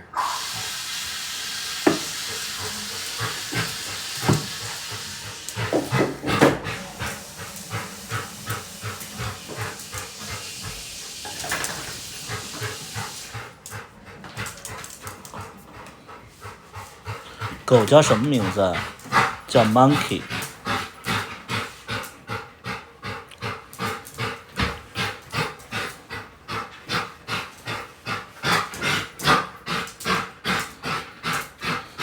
是的。好了，那我们也下播了，拜拜吧，拜拜吧，拜拜，拜拜。我们也下播，拜拜，拜拜。